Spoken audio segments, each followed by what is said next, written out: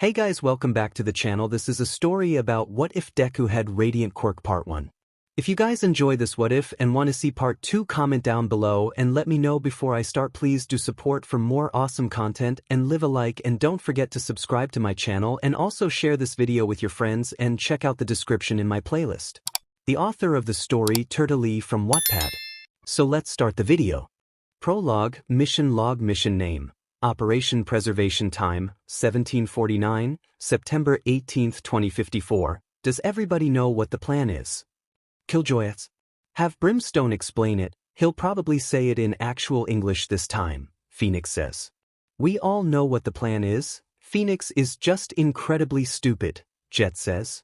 I'll be opening a rift to Venice, Italy in about 5 minutes, Yoru says.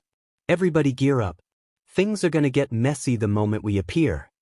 As I had suspected, we won't make it there fast enough to stop them from planting the spike, but if we move fast enough and if this plan goes smoothly, we'll be able to defuse it before it explodes, 𝐻𝐻𝐻𝐻 says. So, again, other than Phoenix of course, does everybody know what to do?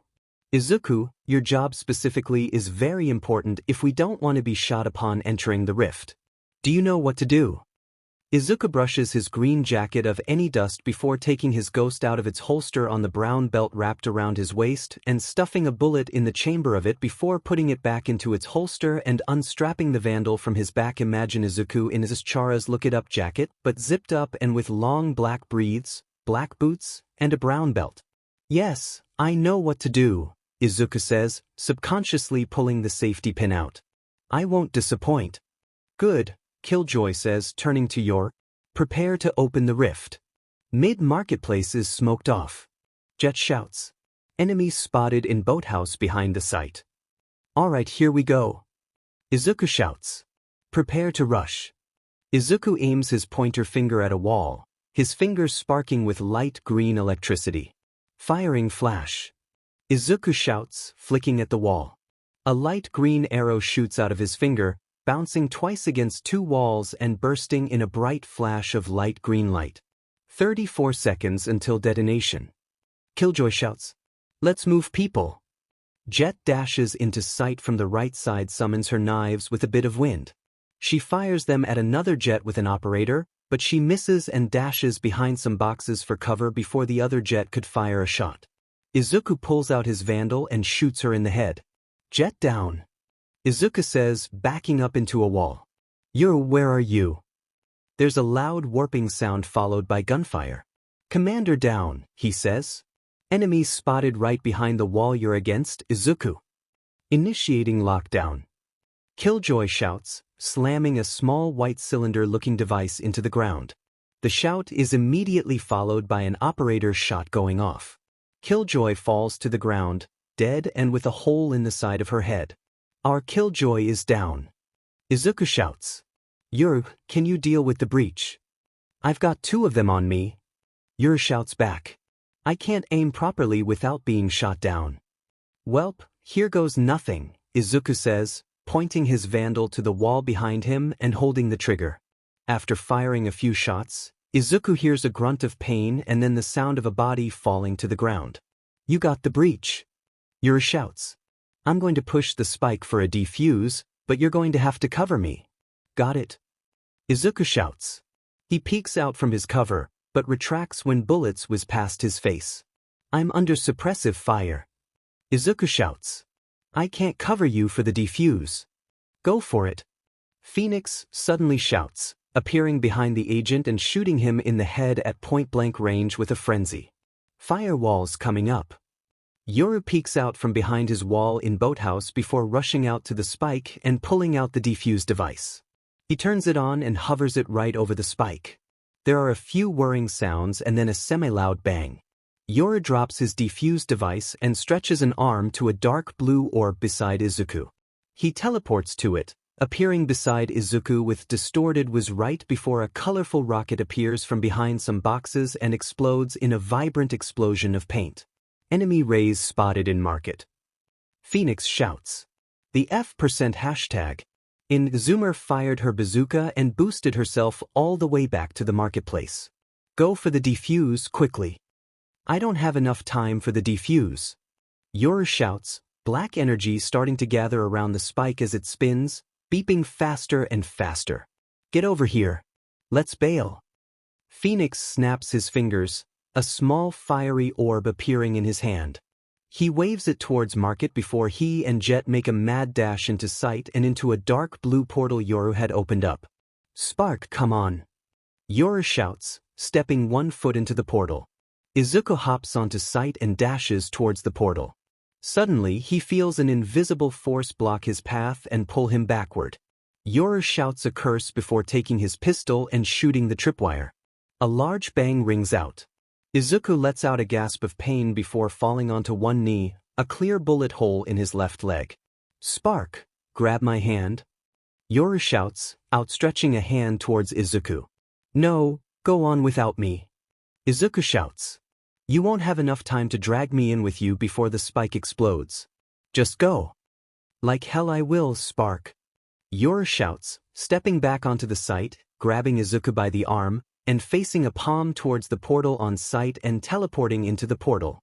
Izuku sees the spike explode right before the portal closes as he falls into an unconscious state. Mission log, mission name, Operation Preservation Time, 1759, September 18, 2054. Post-mission status, Agents Jet, Phoenix, Yoru, 𝐒𝐿𝐽, and Spark have failed to defuse the spike in time, resulting in a large drain from our radianite storages. 𝐒𝐿𝐽 was found dead, but the other 4 agents have disappeared without a trace. Agents Sova, Brimstone, Viper, Omen, Raze, Breach, Sky, Sage, Reyna, and Cypher have decided to postpone all offensive operations until the other 4 agents have been found. Meanwhile, in another place. Achiko, did you wash the dishes? Achiko's mother calls out from the laundry room in their small apartment. Yes, Mum, she replies with, putting on a pair of track shorts.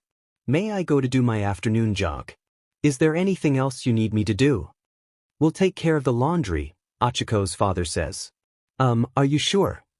Achiko asks. 'Cause I can do it real quick before going off to run.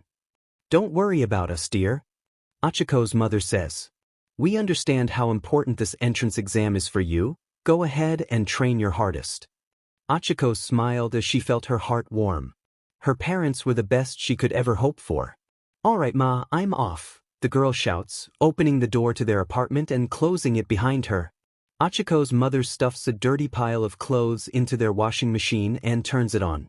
She's been working so hard lately for this entrance examination, Achiko's father says. She's so determined to get into UA so that she could be a superhero and provide for us. Oh, how did we end up with such a good little girl? Achiko's mother asks her husband, wiping a tear of happiness away from her right eye.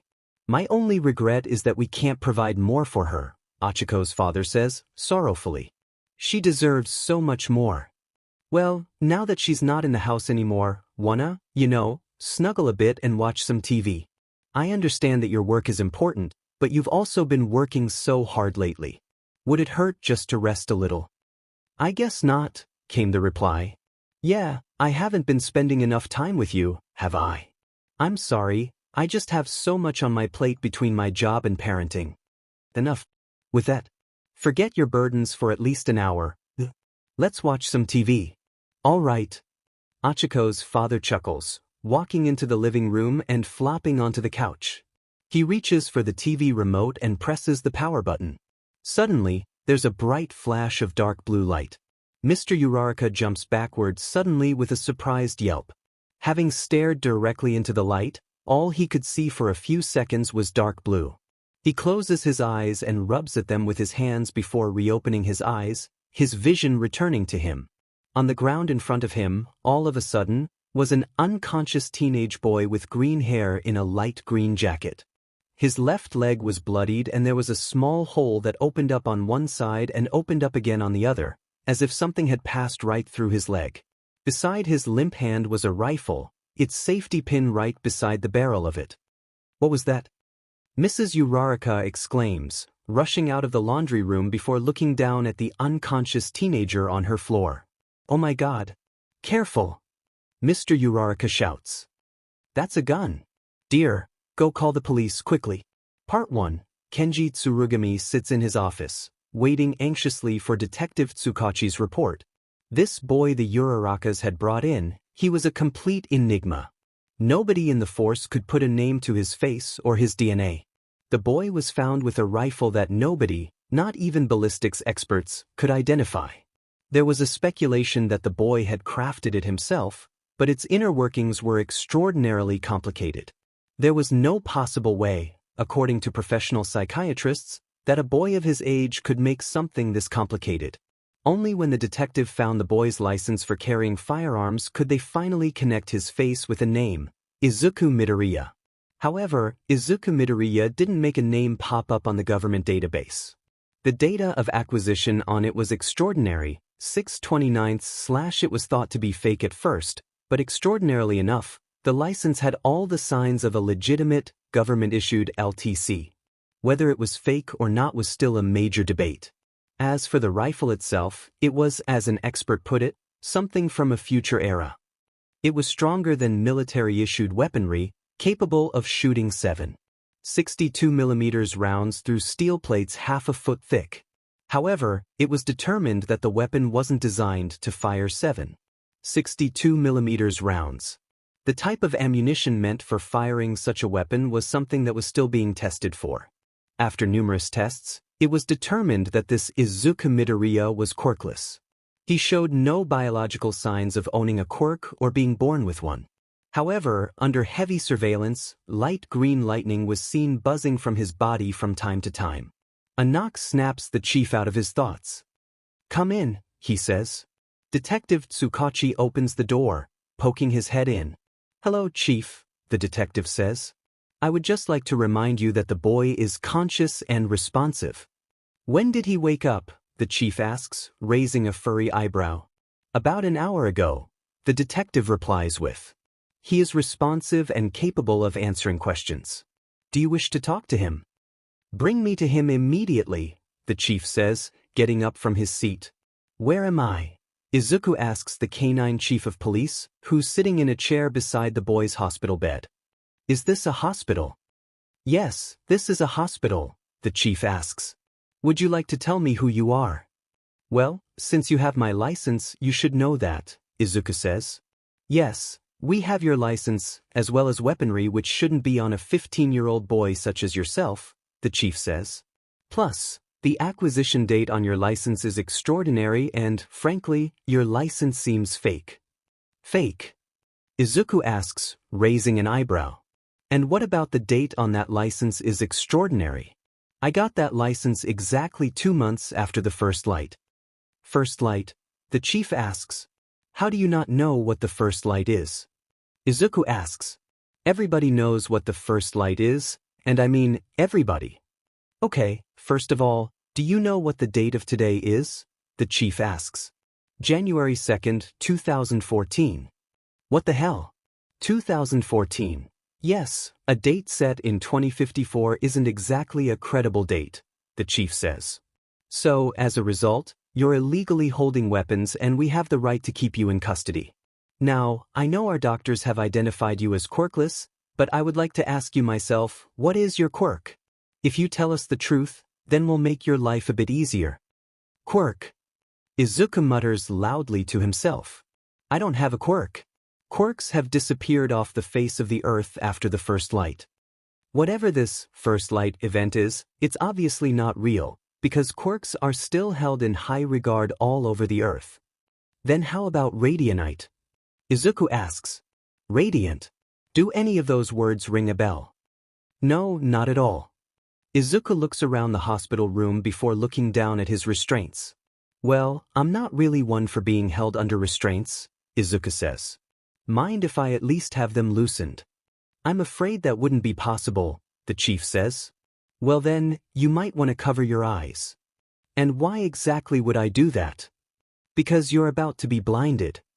Izuku's whole body starts to glow light green. This intrigued the chief of police.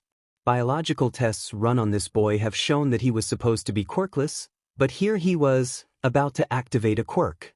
Also, the cuffs that shackled him to his hospital bed supposedly should have hindered his ability to use his quirk. Then, the boy's body exploded with a blindingly bright glow. The chief covered his eyes instinctively to protect himself from the flash. Having looked directly into it for a second, when he opens them again, sparks of light green danced in his vision. He then felt a hand stray to his hip and unholster his pistol. Quirks, superpowers that humans are genetically born with, he hears Izuku say before feeling a gun barrel being pressed to the side of his head. Quirks are primitive, completely pathetic compared to the power of even the weakest of us. Us? The chief asks, sounding unshaken despite the situation he was in. This place I'm in, it's still far into the past, Izuku says, pulling the safety pin and tossing it carelessly behind his back. The future is radiant. I'm glad we could strike up a deal, Izuku says, folding his arms while tossing Chief Tsurugumi's pistol back to him when in the chief's office. And you trust me with this despite the leverage you have, the Chief Tsurugumi says. You're too arrogant. He then points the pistol at Izuku's head. Izuku stays in his relaxed position in front of the chief's desk, having the audacity to even smirk a little. I have so many things I can bring you into custody for, the chief says. Give me a good reason why I shouldn't. Go ahead and call in officers to bring me in then, Izuku says, spreading his arms in a welcoming gesture. But then it'll no longer be me who's behind the barrel of that gun. The chief just laughs before stuffing the pistol back into its holster. You'd make a nasty interrogator, he says. Assuming you're willing to join the police force. No, I'm not, Izuku says. I don't plan to stick around here either. I'll find a way back to my world without getting in your way if you don't get into mine. Well then, on the way out I'll have someone give you all of your belongings and then, hopefully, I won't have to see your face ever again except in my head. Same to you, Izuku says, standing up from his seat and grabbing his jacket which was hung on a coat hanger nearby. So, what are you going to do when you leave here? Is it your business? Not at all, the chief replies with, smoothly. However, I'm pretty sure nobody's gonna sell lodging to a lone 14-year-old. I'll think of something, Izuku says. How about I make your job easier? The canine chief takes out a small packet of paper. Izuku takes the packet from his paw and flips through some of the papers. Adoption papers. He asks, what family is willing to accept me? The one that found you unconscious in their apartment, Chief Tsurugumi says. The one that found me unconscious. Wait, didn't you just say not too long ago that I was found with a rifle and a pistol? Izuku asks. Who would want to adopt a kid found with guns? Some really nice people, the chief says. Well, other than being homeless, I don't really see you having another choice other than accepting their adoption. And I'm sure you don't want to be homeless. But still, what will they think of me? Izuku asks. They're actually worried about what might be in your past. They're afraid you might be mentally unstable from being conscripted as a soldier or something at such a young age. Personally, I think you're fine, but hey, as I've said before, it beats being homeless. I guess you're right, Izuku says. Guess I will sign them. But first things first, my license. The chief hands Izuku a small plastic card. Izuku takes it from him and inspects it. It looked exactly like his original license card, but the date of acquisition had been changed to December 2nd. Where's my original? Izuku asks. Along with the rest of your things, the chief says. The door opens from behind Izuku. He turns around to see the Detective Tsukachi, poke his head into the chief's office. Excuse me, sir, the Urarakas are here, he says. The Urarakas? Izuku asks. Those would be your new parents, the chief says. Why don't we go out to meet them? Hello. Mr. Uraraka exclaims upon seeing the green-haired boy enter the reception room of the police building, his long rectangular gun case strapped to his back. You must be Izuku. Nice to meet you, Izuku greets politely, bowing. When he straightens back up, he takes a few seconds to examine the couple in front of him. They looked like a completely normal pair of husband and wife to him at first glance. That was good. A normal family was something he could live with, at least for a while. Why don't you get into the car and get to know our daughter while the chief and us wrap some things up? Mrs. Uraraka asks. Izuku casually shoves his hands into the pockets of his slacks, subconsciously feeling for his ghost. The last time he had heard the words, "get into the car," He had to fend off bandits for days before he was found and brought back to Valorant headquarters. But these two weren't bandits, they were a completely normal pair of husband and wife. Mrs. Uraraka caught Izuku staring at her and gave him a smile. For a second, just for a second, the world around him peeled away. He no longer saw himself standing on the steps of the police station, gun case slung across his shoulders. He found himself in tattered rags, his small, dirted hands wrapped eagerly around a piece of bread. Agent Brimstone was standing over him in his casual worker breathes and orange-collared shirt. 𝐒𝐿𝐽 was kneeled down to his level, offering the small boy another piece of bread. Their smiles and the look in their eyes were so warm and comforting. Fortunate treasures to find in a chaos-ridden world. Izuku. The call of his name snaps him out of his thoughts. He looks up to see Mrs. and Mr. Uraraka giving him concerned looks. Are you all right? Mrs. Uraraka asks. Yeah, just thinking about something, Izuku says, walking down the steps and towards the Uraraka's car. All right if you say so, Mrs. Uraraka says. Hang tight, Han, we won't be too long. Izuku simply responds with a nod as he opens the door on the car's passenger right side. Hi. I'm 𝐒𝐿𝐽𝐽 Uraraka. Greets the Uraraka's daughter as Izuku climbs into the car and closes the door. Nice to meet you. When seeing her, the first word that came to Izuku's mind was cute. She had short, straight chocolate brown hair and chocolate brown eyes.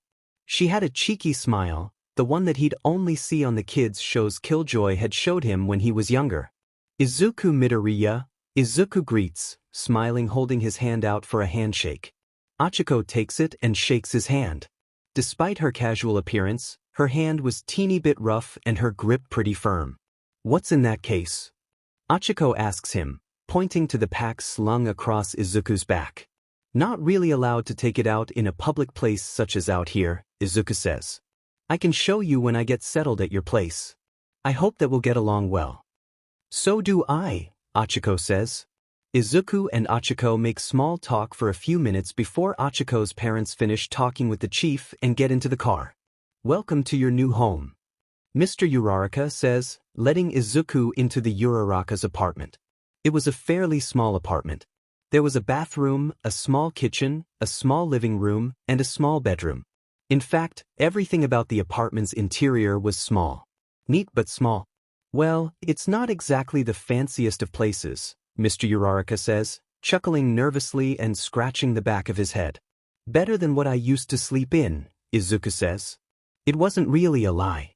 The dorms within Valorant headquarters were cramped little rooms, just big enough to fit bunks for 2 agents and a small desk. Plus, Izuku was unlucky enough to bunk with Breach. He'd take sleeping to the sound of chainsaw to sleeping to the sound of him snoring. But when he slept, he could sleep comfortably knowing that his fellow agents would immediately wake to his call of distress when the need called for it. He had a feeling these first few nights weren't going to be too restful. Well, where would you like to sleep? Mrs. Uraraka asks. We can go to purchase a spare mattress and put it in our daughter's room real quickly. No need to trouble yourself with me, Mrs. Uraraka, Izuku says, giving her a reassuring smile. I can sleep on the couch if that's fine with you. Well, if that's what you want, Mrs. Uraraka says. If you need a pillow or a blanket or anything, don't be afraid to request for one. Thank you, Mrs. Uraraka. Oh please, you're a part of the family now, Mrs. Uraraka exclaims. Plus, Mrs. Uraraka makes me feel old. Just call me Mom or Mother. All right, Mother. Now that that's out of the way, Mr. Uraraka says. Let's talk house rules. Let me guess, no guns in the house. Izuku asks. Guns? 𝐒𝐿𝐽 asks, staring wide-eyed at Izuku. Yes, no guns in the house, Mr. Uraraka says sternly. Don't even think about opening that case in here unless the need calls for it. Do you understand? Yes, sir. Second, no using quirks in the house, Mr. Uraraka says. Yes, sir. Third, stop calling me sir. I'm your father. Yes, I mean father. Just follow these simple rules and you'll fit in just fine, Mr. Uraraka says. Now, why don't you get settled and then we can discuss education? Yes, father. You sound like a soldier, Mr. Uraraka says. I'm your father. No need to be so tight. I am a soldier, father. Yes, father. We managed to get our daughter into UA this year. Mr. Uraraka says proudly.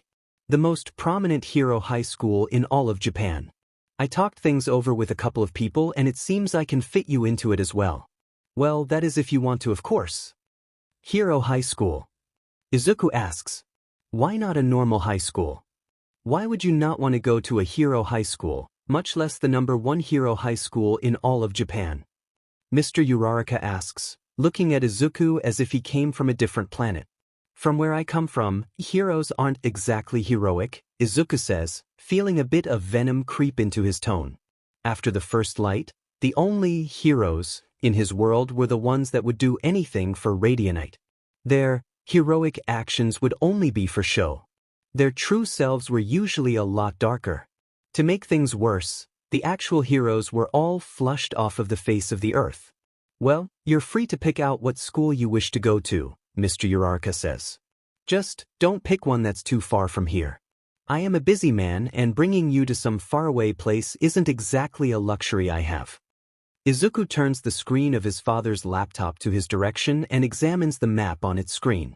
All of the schools nearby are hero high schools, Izuku says. Well, I can't really do much about that, can I? I guess not, Izuku says, sighing. How about this? Mr. Uraraka says, putting his hands on his adoptive son's shoulders. Why don't you just go to UA with our daughter? You could go there just for the education. But all of my teachers would be heroes, right? Izuku asks. Well, fine, I guess I'll enroll, Izuku says, sighing again. But just for the education. Just for the education, Mr. Uraraka repeats. Well, now that that's done with, what do you want to do? So you decided to enroll into UA? Achiko asks. Yep, Izuku replies, easily keeping with Achiko's brisk pace as the two of them jog around the park. Well, our parents kind of pressed it onto me, so it wasn't like I really had a choice. I think this is our 5th lap. Achiko asks. You barely look winded. You must be pretty fit. Thanks, Izuku says. So, how is your sparring? Achiko asks. Sparring? Izuku asks. Well, you want to try it out? Sure, after this last lap. Where'd you learn how to fight like that? Achiko asks, breathing hard as she clutches her gut. I'm so sorry, I didn't mean to punch you so hard. Izuku exclaims, a bit panicked. It's fine, Achiko says, chuckling slightly. A bit of pain won't hurt me too badly. I didn't hit you too hard, did I? Izuku asks sheepishly. Nah, I can handle it, Achiko says. Where'd you learn to fight like that? You were insane. Thanks, Izuku says. You could say I learned from the best. Agent Jet, a pretty strict but excellent mentor in hand-to-hand combat. Wanna go again? Achiko asks. Are you sure? Izuku asks. You look like that hit really got to you. I'll be fine, Achiko exclaims, taking a deep breath before getting back into a fighting stance. Let's go again. As you wish. So, what did my parents mean by no using guns in the house? Achiko asks, gratefully taking a cool water bottle Izuku had offered her. I'm a licensed firearms user, Izuku says, rinsing his hair of a little bit of sweat. I'm allowed to use weaponry as long as it doesn't disrupt any public activity. May I see your gun? Achiko asks. Izuku gives his stepsister a weird look. Achiko quickly shifts her glance and her face flushes red with embarrassment. Oh, I'm sorry if it's a personal question, Achiko says.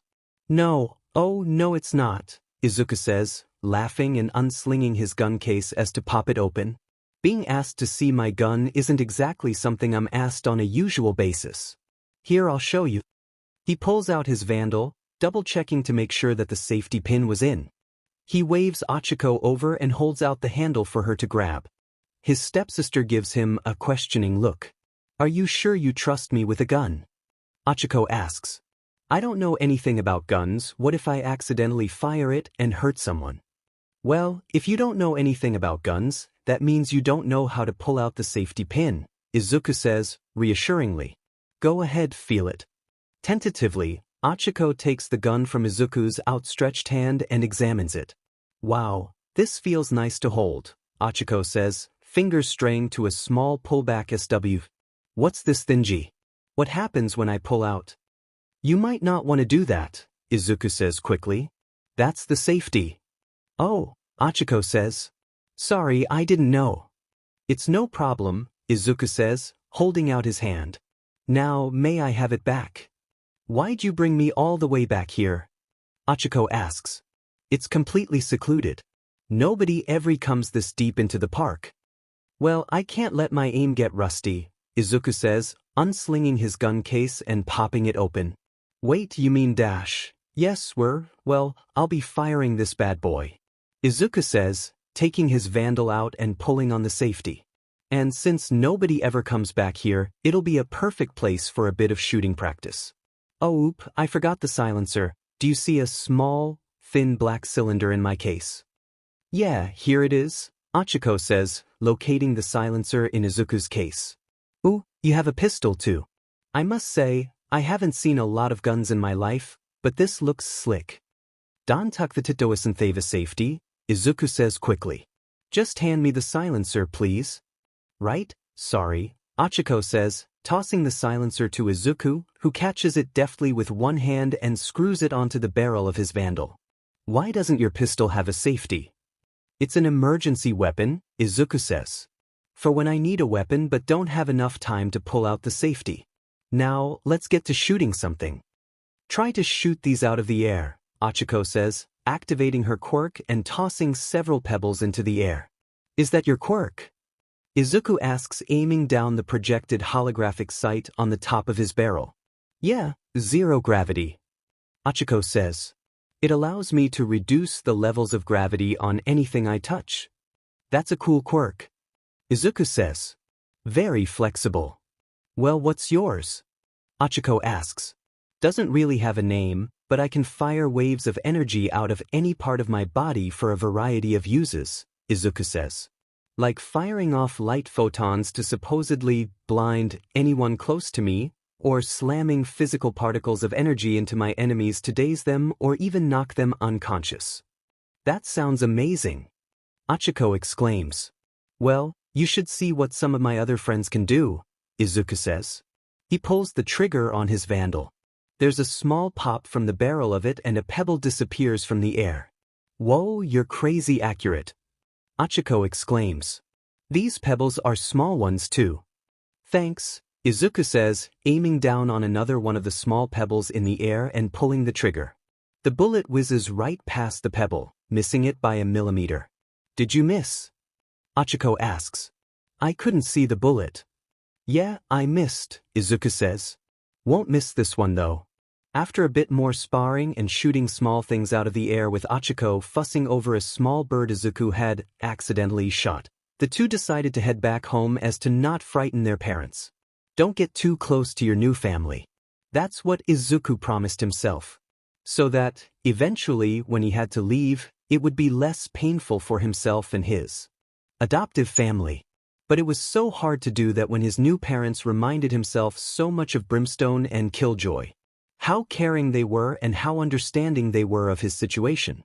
Mr. and Mrs. Uraraka were a completely normal pair of husband and wife, that was obvious, but they extraordinarily insightful. It took them a whole month, but they made him feel okay with pouring out his worries to them. Sometimes, in the middle of the night, Izuku would wake up in a cold sweat, breathing hard. Sometimes, he'd even scream, awakening from whatever traumatic event he was reliving, whether it be the first light or watching his parents being killed as a small child or one of numerous other things. Every time, as if on cue, either Mrs. Uraraka or Mr. Uraraka would come out of their bedroom to comfort him when he'd awake.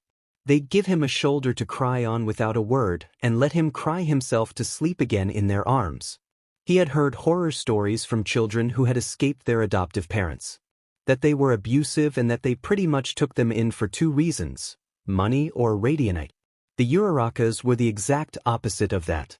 They cared for Izuku as if he were their own flesh and blood, and he appreciated them for that, which made it harder and harder to not let them get to him.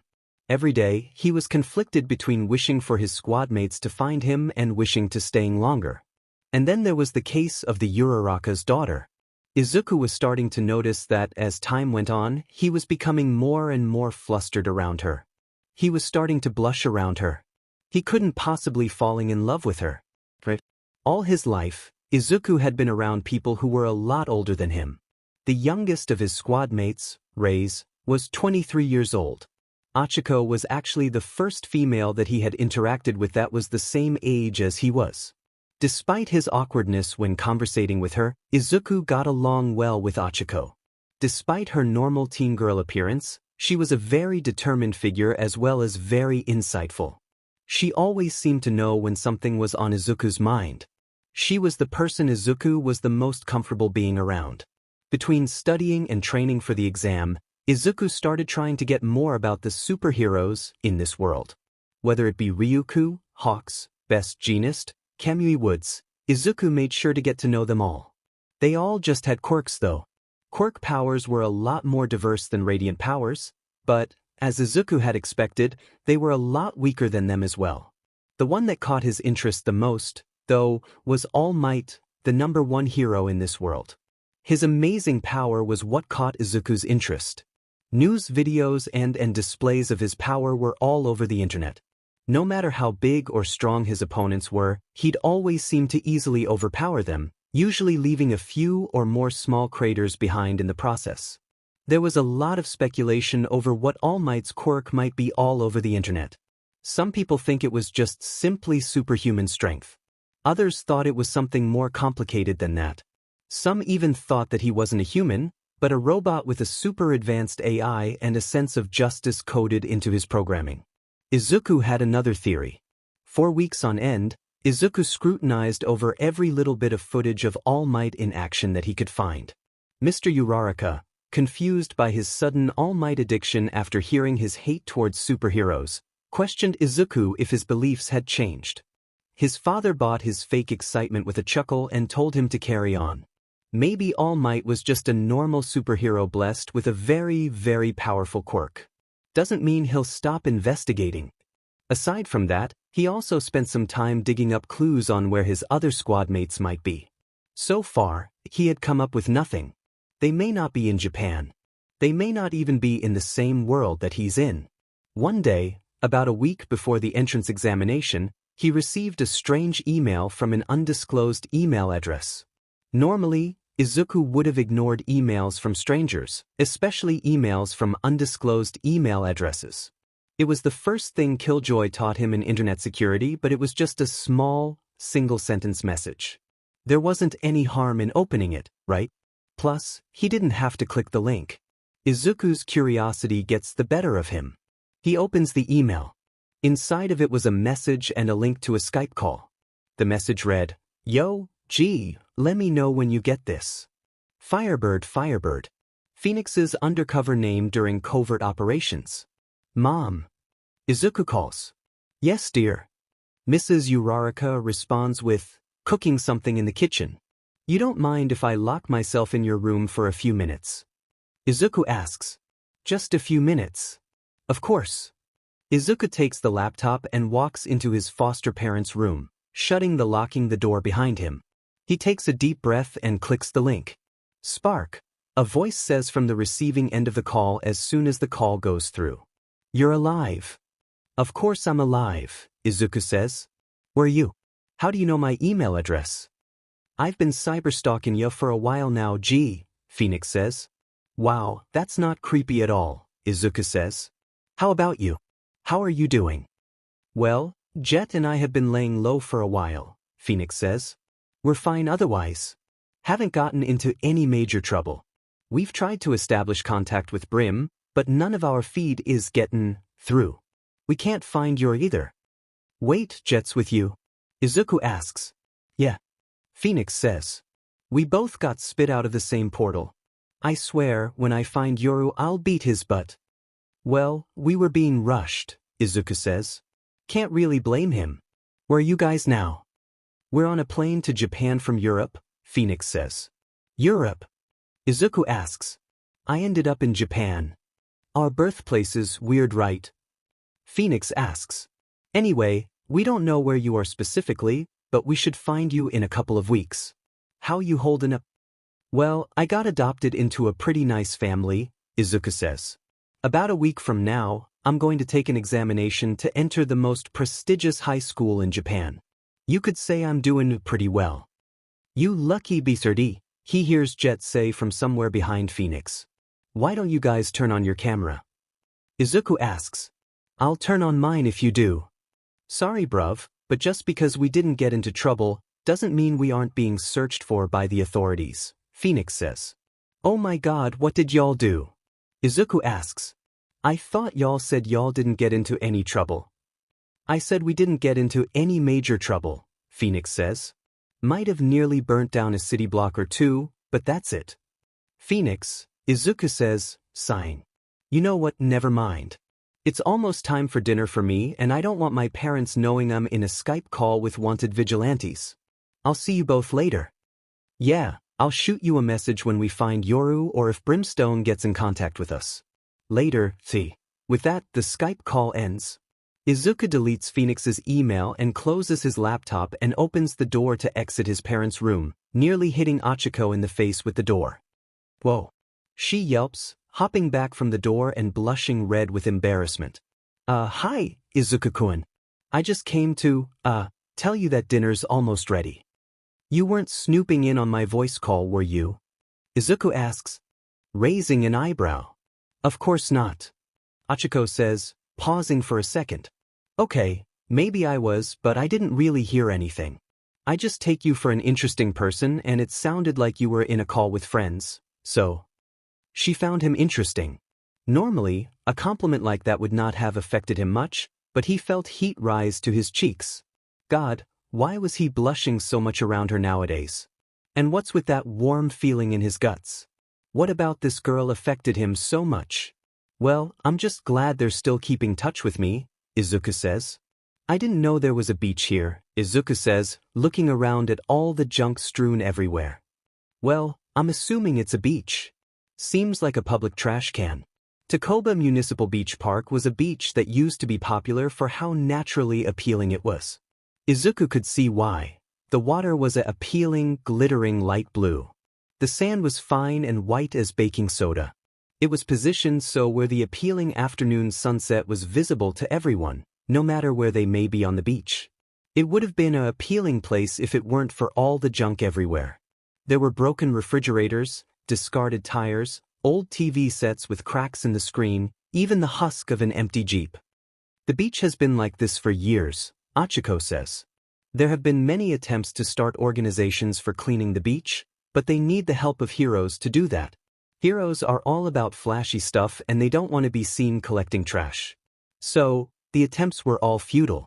Now, it's just the two of us and even with large groups of people, cleaning up all of this trash might take a couple of months. But why don't we do the public a favor? Plus, it'll really help with bodybuilding. Sure, Izuku says. I'm not using my quirk though because that would take the point out of bodybuilding, Achiko says. You use it whenever you wish, I guess. Maybe I won't use my quirk either, Izuku says, cracking his knuckles.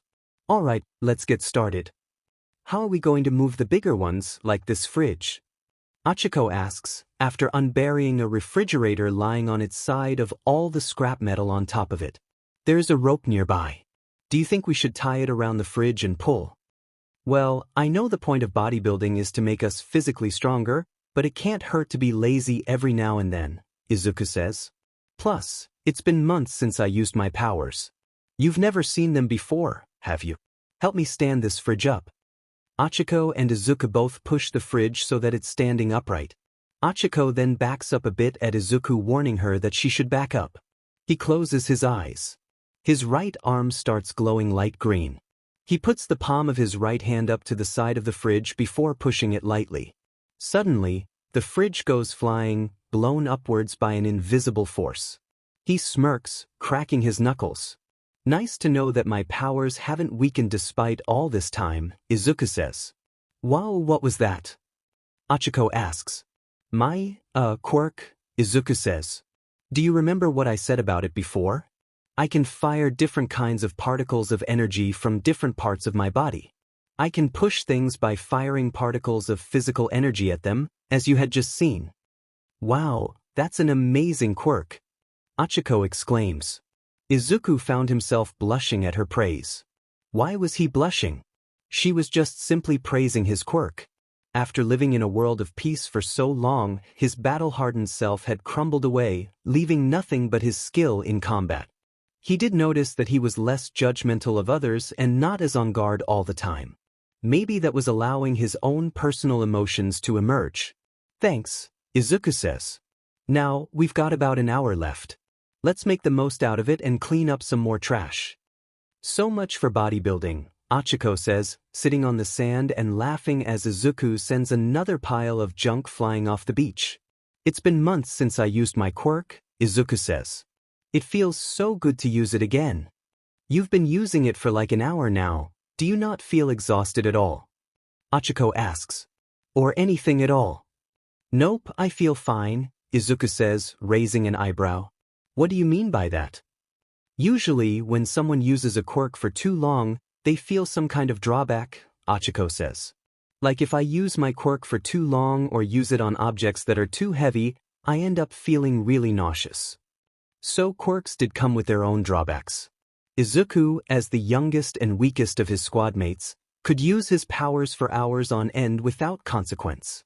Guess mine are different, I guess, Izuku says, shrugging. Also, why do you describe your quirk as powers? 𝐻𝐼𝐸 asks. That's the context I grew up knowing, Izuku says. Maybe I should start getting used to using the word quirk, but I grew up around the word powers for 14 years. Sorry if I used the wrong context. It's fine, 𝐻𝐼𝐸 says. Why don't you go first? Maybe I'll stick around for 10 minutes or so. Nah, Mom and Dad will chew me out if I walk home without you, Izuku says. Also, we should really go or Mom and Dad will chew you out as well. There's still a week till the exam. We have plenty of time to do beachside cleaning. Yeah, I guess you're right, 𝐻𝐼𝐸 says, sighing. All right, let's go home.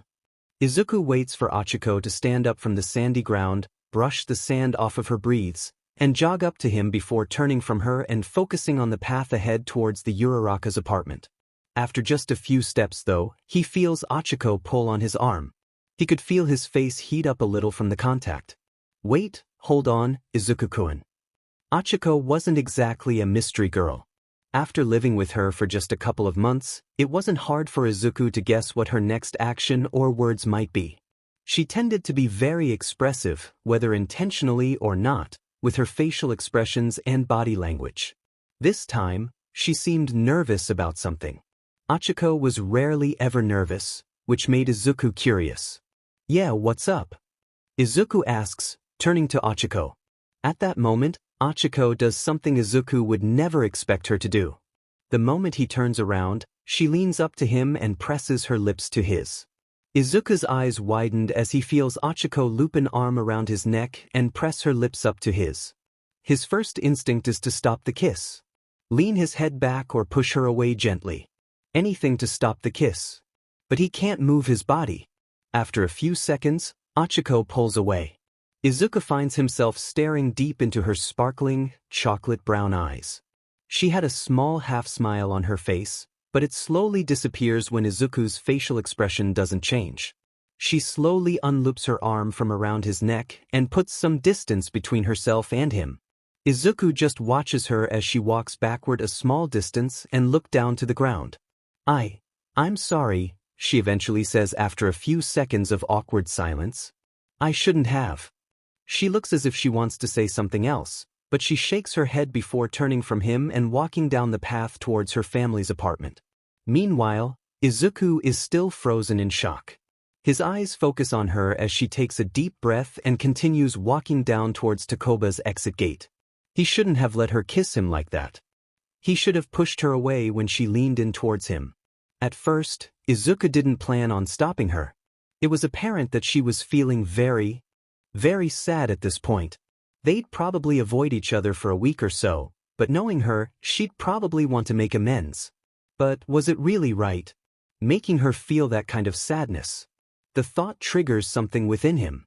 Before he realizes it, he feels himself jogging up to Ochako. "Uraraka-san," he calls out, jogging up to her. She turns to him, the tears glistening in her eyes. It takes him a second to realize what he's about to do. "Osiri, no, I should stop myself." "Should I?" He catches up to her and grips onto both of her arms, forcing her to look at him. She looks surprised at this action. For a few seconds, the two of them just stand there, staring into each other's eyes. After a few seconds, Ochako turns her head away from him and closes her eyes, but Izuku moves his hands to cup her face, forcing her to look back up at him.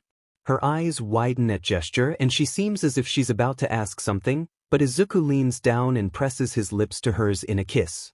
"What am I doing? This is the exact opposite of what I should be doing." After a few seconds, he pulls back and pulls her in for a hug. The two of them just stand there, relishing in each other's warmth. It's apparent that Ochiko's sadness had melted away and her facial expression was that of gentle contentment. Izuku, meanwhile, couldn't enjoy the moment without feeling a little bit of regret. He had fallen in love with the daughter of his adoptive family. He realizes that he was in love with her for a long time. He just didn't know it until now because of the side of him he had to shut off when it came to living in a world where being even a little merciful or accepting towards strangers meant possible death. He had fallen too far into a hole he should have never fallen into. "Midoriya-kun, look at this." "Keikaken, is that what I think it is?" "A shard of radianite. It's about the size of my fist, too. We can sell this and split the cash we get from it between the two of us and feed our families for months." "Are you sure, Kaken? My family is already pretty well off. You look like you need it more than I do." "Don't be stupid, Midoriya. You can't even afford plumbing for everyday use. Or a source of fresh water. With this, you can have all of that if just for a month. Your dad will finally have the opportunity to find a job and provide for you and your mother. But still, we're happy enough as it is. Just take the whole shard, Kaken. You're the one who found it anyway. Finders keepers, right? You're such an idiot, Midoriya. Looks like this is the only way I can get you to accept a gift from good ol' me. Kaken, what are you doing?" That's radianite. How can you? Now you'll have to take the other half." But Kaken, fine. If you won't take it, then I'll toss this other half back into the river so that it'll be found by some other squatter lucky enough to come across it. Wait, Kaken. Fine, I'll take it. Just don't do that. Knew you still had a brain in that hollow skull of yours. The next time we see each other, it won't be with the two of us having barely anything in our stomachs. Run, Midoriya. Kaken. No, I'm not leaving without you. Idiot. Go now or he'll get you to. Kaken. Look, Midoriya, I made a promise to your parents. I promised them that I'd always keep you safe, even at the expense of my own life. This is the only way I can be sure that they'll rest peacefully in the afterlife. Kaken. Kaken. No. Bang bang bang, one little piggy Izuku awakes, breathing hard and sweating profusely. He takes a moment to catch his breath and use the rag nearby to wipe the cold sweat off of his forehead. According to the digital clock nearby, it's 1:03 in the morning. 2 months since he entered this world and not a single night without nightmares. At least he didn't scream this time. He felt a bit guilty with dragging Mr. or Mrs. Uraraka out of their sleep schedules just to comfort him of something as insignificant as a nightmare. Maybe he could get back to sleep before they came out. He lies back on the couch, pulling the blanket back up onto himself. For a few seconds, he stares up at the ceiling, attempting to purge his mind of the nightmare. This particular memory, it hit harder than the others did. Katsuki Bakugo, a boy with promise for a appealing future. One that was forcibly ripped away from him. Izuku sighs before closing his eyes again, attempting to drift back to sleep and praying that he wouldn't be haunted by another nightmare. "Good morning," Mrs. Uraraka greets, a warm smile on her lips. "How did you sleep? Did you have another nightmare?" "Just like every other night," Izuku says, yawning. "At least they don't bother me as much anymore." A lie, but he didn't want his adoptive parents worrying about him over something insignificant as dreams. They weren't even really dreams, just memories. Memories that he had already experienced. They couldn't bother him anymore, those events were over. "Well, why don't you serve yourself some pancakes?" Mrs. Uraraka asks. Fresh off the pan. Thanks, Mom, Izuku says, smiling. Ah, Izuku-kun. Achiko calls out, waving her right arm in the air and carrying a bag of groceries with her left. Oh, good morning, Uraraka-sen, Izuku says, slowing to a stop from his brisk jogging pace. Groceries? Yeah, Mother wanted me to purchase some food on the way back, Achiko says. I jog back, but I don't want to drop these groceries. Walk with me. Sure thing, Izuku says, smiling at her. I can continue my jog later. Thanks, Achiko says, beaming up at him. Heat rises to Izuku's cheeks. He turns away from her and mutters a quiet, no problem. For a few minutes, Izuku and Achiko walk side by side, hand in hand. Achiko seemed happier than usual, which Izuku didn't know was possible. What do you want to do today? Izuku asks. Mother isn't giving me any work today. I have the whole day off. So do I, Achiko says. Wanna head to Takoba and continue our cleanup? Sure thing. A second after uttering those words, an explosion goes off. What the dash? Izuku says to himself, watching smoke billow from behind some buildings a block away. Villain attack. Achiko asks. I'll check it out, Izuku says. Why don't you get home? Check it out. Are you crazy? Achiko asks. That's an explosion. It may be a villain with a dangerous quirk. Let the pro heroes deal with it. Do you see any heroes en route? Izuku asks. Plus, I might be able to deal with the problem.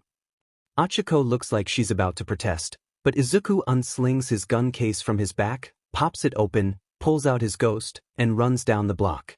Achiko shakes her head in frustration and, with her groceries in hand, runs after Izuku. Izuku couldn't believe his eyes. He rubs at them and pinches himself just to be sure that he wasn't dreaming. The source of the explosion was from a pool of dark green sludge with eyes and a mouth wrapped around the body of a boy around Izuku's age. It wasn't the sludge that made Izuku stop. It was the boy. The spiky, blonde hair. The ruby red eyes. The determined look of anger on his face. Kaken. Izuku mutters to himself. Impossible.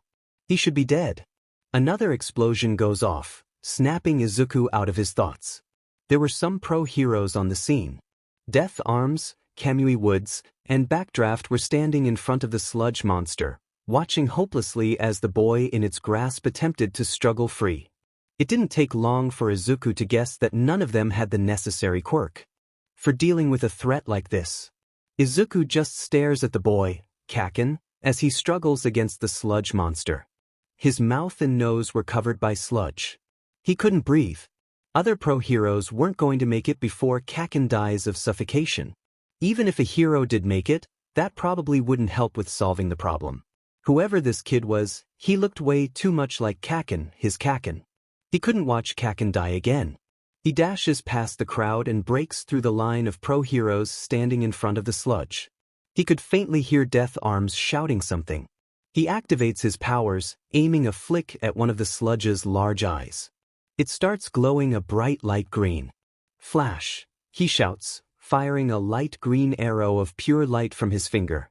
The arrow hits the monster's left eye, exploding in a blindingly flash of light green light, flashing everyone around except Izuku, who protected his eyes from the light using an arm. The sludge momentarily loses its grip on Kaken, giving Izuku enough time to rip him away from the monster's grip. Who are you? Kaken says, facing Izuku. Then, his eyes widen. He hops back and away from Izuku. Deku. Kaken shouts. I am possible. You're supposed to be dead. I buried your demon body with my own hands. Izuku doesn't reply and just stares into Kaken's eyes. Kaken looks like he had just seen a ghost. Maybe he just did. Kid. Izuku hears Death Arms shout. You little brat. The sludge garbles. Izuku faces away from Kaken and turns to look at the sludge monster. It had raised itself, liquid tentacles of sludge outstretched and pointed at Izuku. My perfect puppet, it garbles. You made me lose it. TSK, well then, I'll just have to use you as a replacement. The sludge monster then closes in on Izuku, blocking out the light from the sun and the fires with its large body. Izuku, not the least disturbed by display, slowly raises his right hand. He gathers energy into his right arm, making his whole arm glow light green. The sludge covers its eyes, probably expecting another flash of light, but when Izuku shifts his left foot back, he fires pure force from his hand. The blast was so powerful that, aside from splattering the sludge monster everywhere, it had also punched a large hole through the back of one of the buildings behind where the monster was. It was as if time had stopped. All the chatter, all the shouting, it all stopped as Izuku turned around, pushing past the pro heroes who were still staring at him in shock. "You might want to pick up those puddles of him before it regroups," Izuku calls out from behind. That snaps them out of their trance. Death Arms shouts an order at the nearby policeman. "Oh, and sorry for the collateral damage," Izuku says. "No problem, kid," Death Arms says. "That was a heroic move you did there. Paired with your strong quirk, I can tell that you'll become a great hero one day. Just, for the time being, don't rush into danger like that. I can cover the damage costs for you, but if something like this happens again in the future, I can't guarantee anything." Izuku feels a shiver creep up his spine at the mention of one day becoming a great hero. "No, I won't be a hero. I won't be like those monsters." "Thanks a lot, sir," Izuku says, bowing and turning on his heel to walk back into the crowd. "Deku." Izuku turns around almost instinctively at the word. Why did he any heed to the word at all? Kaken had never called him that before. Why did he feel compelled to respond to the word? Kaken is running towards him. Upon reaching Izuku, he stops and, for a second, just stares at him. Izuku does the same and just looks at Kaken. He looks exactly like him. Judging from the look in his eyes, he can't be much different from him either. "You're not?" Kaken asks. "Deku." "Deku is in a hole in my backyard with water in his lungs." "And you're not Kaken," Izuku says. "Kaken is somewhere with a bullet hole on the side of his head." Kaken flinches slightly at that. "Izuku-kun." Izuku hears Achiko call out from somewhere in the crowd. "Well, since we obviously don't know each other, I'm Izuku Midoriya," Izuku says, holding his hand out for a handshake. "Katsuki Bakugo," Bakugo replies, gripping Izuku's hand. "Izuku-kun, there you are," Achiko exclaims, pushing past a couple of people and eyeing Bakugo. "Who's this?" "A new friend of mine," Izuku says, taking Achiko's hand. "We should get home before Mom and Dad worry." Achiko nods with a smile. Bakugo eyes Izuku's and Achiko's linked hands and smirks a little. "See you around, Izuku," Bakugo says, turning on his feet and leaving with a wave. "You too, Bakugo," Izuku says. "I saw that blast," Achiko exclaims. "Was that you?" "Perhaps," Izuku says, smirking slightly. "Let's go home." "Izuku-kun, Izuku-kun, wake up." Izuku swiftly gets up and onto his feet, crouching slightly so that his hand was within grabbing range of the knife hidden in his right slipper. "Uraraka-san." Izuku shouts. "What's going on?" "It's the day of the entrance examination," Achiko says, peeking her head out of her room. "Why are you standing like that? You didn't sleep with your knife in your slipper again, did you?"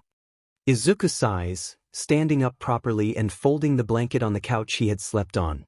"Uraraka-san, you don't need to shout like that just to wake me up," Izuku groans, yawning. "It's almost 9. Achiko exclaims. "The entrance exam is in 2 hours. Get some breakfast, then let's go on our morning jog." Izuku wasn't one to wake up late. On a normal morning, despite waking up in the middle of the night, he never slept past 7. Last night, however, he didn't wake up at 1 or 2 in the morning from a nightmare. In fact, last night, he didn't dream anything at all. He had, for once, slept well. "All right," Izuku says. "I'll meet you outside in 10 minutes. Aside from jogging more than usual, Achiko also wanted to spar a little bit. Of course, Izuku took her down in every one of their 7 rounds of sparring, but she seemed satisfied enough and practically skipped back home. The prospect of the entrance exam being so close, for some reason, expanded her already seemingly infinite source of energy. Upon getting home, Izuku got all of his gear, triple-checking to make sure that he had everything. He zips up his light green jacket, straps his tool belt around his waist, and slings his gun case onto his back before checking one last time to see if his knife was properly hidden in his right boot but still easily accessible. He had decided to wear his agent outfit to the exam upon deciding that it seemed casual enough. "Izuku-kun, are you ready?" Achiko asks, stepping out of her room. She was dressed in casual track breathes as well as a casual white and dark blue jacket with an undershirt underneath. Upon seeing her, Izuku suddenly felt overdressed. "We're taking an exam, Izuku-kun, not doing a covert ops mission," Achiko says, suppressing a giggle. "I feel comfortable in this," Izuku says, shrugging. "Well, okay, that's up to you," Achiko says, turning on her heels and walking towards the apartment door. "Mom and Dad are in the car. We shouldn't keep them waiting." "Wait up a second, Uraraka-san," Izuku says. "What's up?" Achiko asks. Izuku walks up to Achiko and leans down to plant a kiss on her right cheek. Her face instantly reddens in a deep blush. "Good luck, Uraraka-san," he says, smiling. She covers her face with her hands, mutters a quiet "2" and dashes out of the apartment. Izuku chuckles to himself. Then he remembers Jet and Phoenix. They were coming to find him. What would they think if they could see him now, perfectly content with a perfect family and a possibly significant other? His smile disappears. "Izuku-kun." Achiko shouts. "Coming," he shouts back, closing the apartment door behind him as he exits. He'll deal with that problem later. "Wow, this place is big," Izuku says, looking up at the huge double doors in front of him. "Well, this is UA," Achiko says. "I wouldn't be surprised if they had multiple duplicates of these mini-cities plus more." "Perhaps, but wow," Izuku says. He takes a bit of time to admire just how massively big his testing grounds were. This place was practically a whole town. And there were probably multiple duplicates of these. Just how rich was this school? "Oh, by the way, am I authorized to use my weaponry?" Izuku asks, turning to Achiko. "Yeah, Mom said that you can use your guns during the exam," Achiko says. "As long as you keep a silencer on." "Great," Izuku says, unstrapping his gun case from around his back. He pops open the case. First, he takes out his ghost and shoves it into its holster on his tool belt before stuffing mags of 7.62mm ammo into his tool belt. Then, he takes out his Vandal and screws on a silencer before closing his case. "Great, now everybody's staring at us," Achiko says, looking around. "Let them look," Izuku says. "It's not like they can do anything about this except stare." "I guess not," Achiko says. "It still feels a bit uncomfortable though." "Don't mind it," Izuku says, fidgeting with the safety. "Oh hey, some guy's approaching the podium. What's his name again?" "Mike, Present Mike, right?" "Yeah, that's it." "Oh my god, Present Mike," Achiko squeaks, hopping up and down excitedly like a kid on Christmas morning. "I can't believe I actually get to see him with my own two eyes." "Hush, he's about to explain the rules of the test," Izuku says. "So it's kinda like a video game," Izuku mutters. "Yeah, but what's the point of this zero-pointer?" Achiko asks. "There must be some kind of second meaning behind this." "Astute observation, Uraraka-san," Izuku says, pulling out the safety. "Oh, shut up you," Achiko says, slapping his shoulder. "Oh, and go." Present Mike shouts all of a sudden. Everybody around just freezes and stares up at Present Mike as the massive doors into the testing grounds open up. "What's wrong?" Present Mike shouts. "There are no countdowns in a real fight. Go, go, go." "Good luck," Izuku says, affectionately tapping her arm with a finger causing her to blush slightly. "Why you too?" she mutters. Izuku and Achiko then take off, dashing along with everybody else into the mock city. It doesn't take Izuku very long to take the top spot. The faux enemies Izuku had to defeat were dark green metal robots that were vaguely shaped like animals. Izuku found that just simply firing at the robots didn't bring any effect. His bullets couldn't penetrate through their thick metal plates. At first, he was afraid that he'd fail just because of this, but then he realized that there was a part of the robots that weren't as solid. Their sensors. Their sensors were protected with nothing but red glass. Sure, they were small, but they were still bigger than the pebbles he'd use for target practice every day. It took him little time to catch up to everyone else. Soon he had taken the top spot. There were a couple of problems that were starting to arise. The first, and less significant of them, was his ammo consumption. He was already halfway through his third mag. He had only 37 shots left in his Vandal. After that, he still had the 60 shots in his Ghost, but those were going to disappear faster than his Vandal shots. The more significant one was the radianite starting to awaken from within his body. Radianite was a violent substance. It had the unusual property of awakening in the presence of violence. What this meant was that as radiants fought over time, they'd become faster, more powerful, and in most cases, more ruthless. This also meant that only by fighting prolonged battles can radiants unlock their full potential in combat and acquire the ability to use their ultimate. The problem was that if a radiant let the radianite in his or her body get out of control, he or she will lose their ability to determine ally from enemy and start attacking everyone in sight regardless of who they are. He did not need that happening in a place with other kids his age running around. That meant that he'd have to stop every now and then so as to not lose control of himself. It decreased his point flow significantly, but he already had an enormous lead. Eventually, he had stopped running into robots altogether. All the robots within the foe city have been destroyed. The test must be coming to an end, Izuku mutters to himself.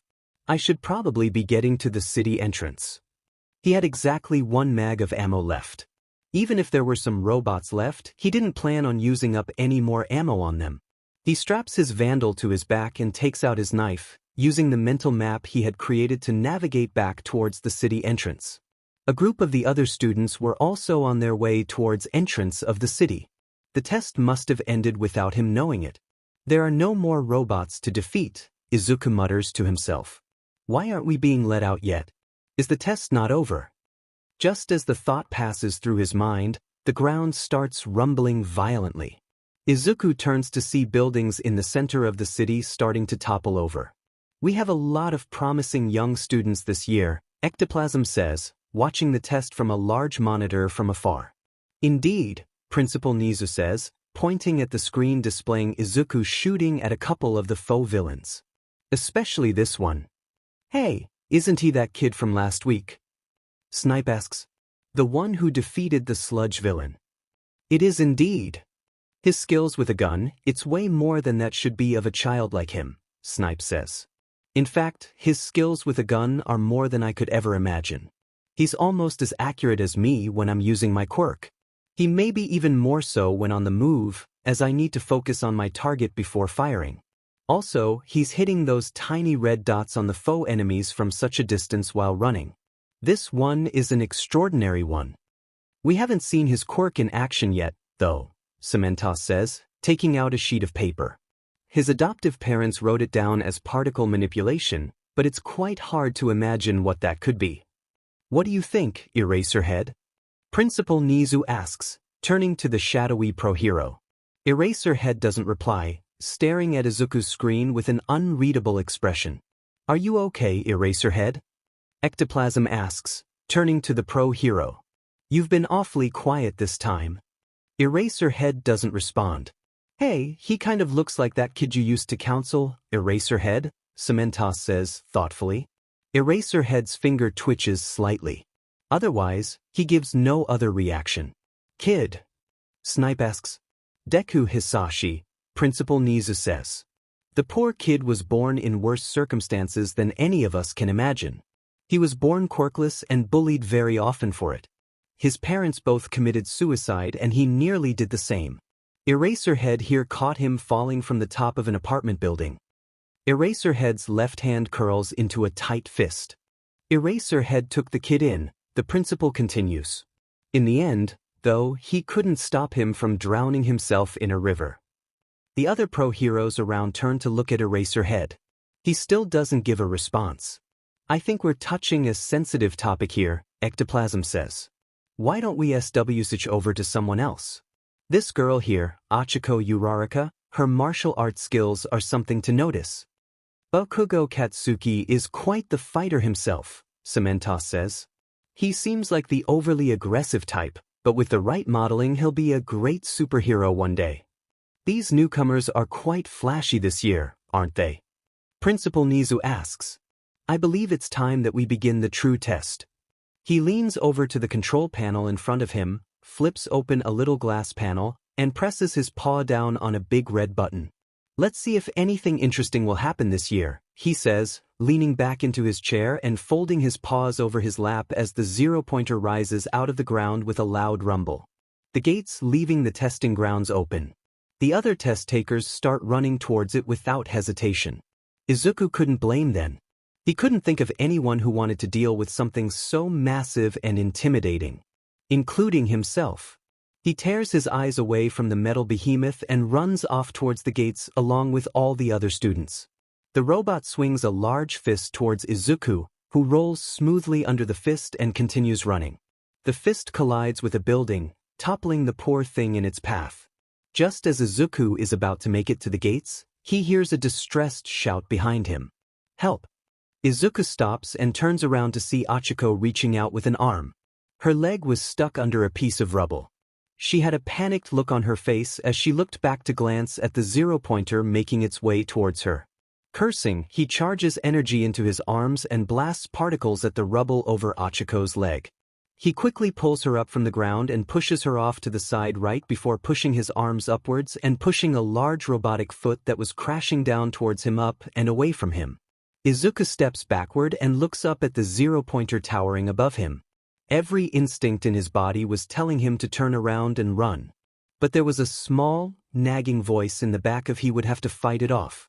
Maybe even destroy it. There was only one way to do both. Izuku unzips his jacket and tosses it aside. The jacket wasn't really just a jacket. It was also a limiter that prevented the radianite levels within his body from getting too high. Every agent with radianite powers had a limiter with the exception of Reina, who was repulsed by the idea of having to limit herself. Phoenix's was a ring on his left hand. Omen's was a little trinket that he hung on the sleeve of his cloak. Sky's was an earring. Whenever an agent wanted to use his or her ultimate, he or she would need to take off that limiter, allowing their radianite levels to reach the amount necessary for performing an ultimate. So, as Izuku's jacket leaves his hand, black and white lightning erupts from his body and glowing, light green particles appear out of his hands as he activates his ultimate. So, after much analysis, I've determined what your ultimate is. 𝐒𝐿𝐲 exclaims as if she had just solved an immensely complicated math equation. 11-year-old Izuku claps his hands. The light green particles around his hands give off a flash of light. When the light disappears, an orange, cylindrical grenade appears in his hands. A paint grenade. Ray's attempts to wrestle it out of Izuku's hands before he could pull the pin out.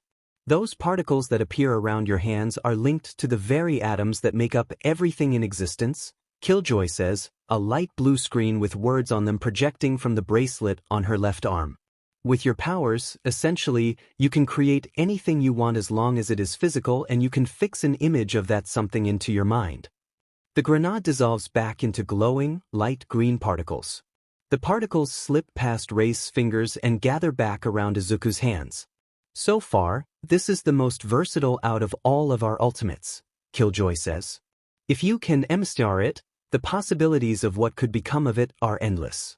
Let's get started with forming something, anything that isn't explosive. The particles around Izuku's hands form into another paint grenade. Ray's makes sure to quickly swipe it away from his hands.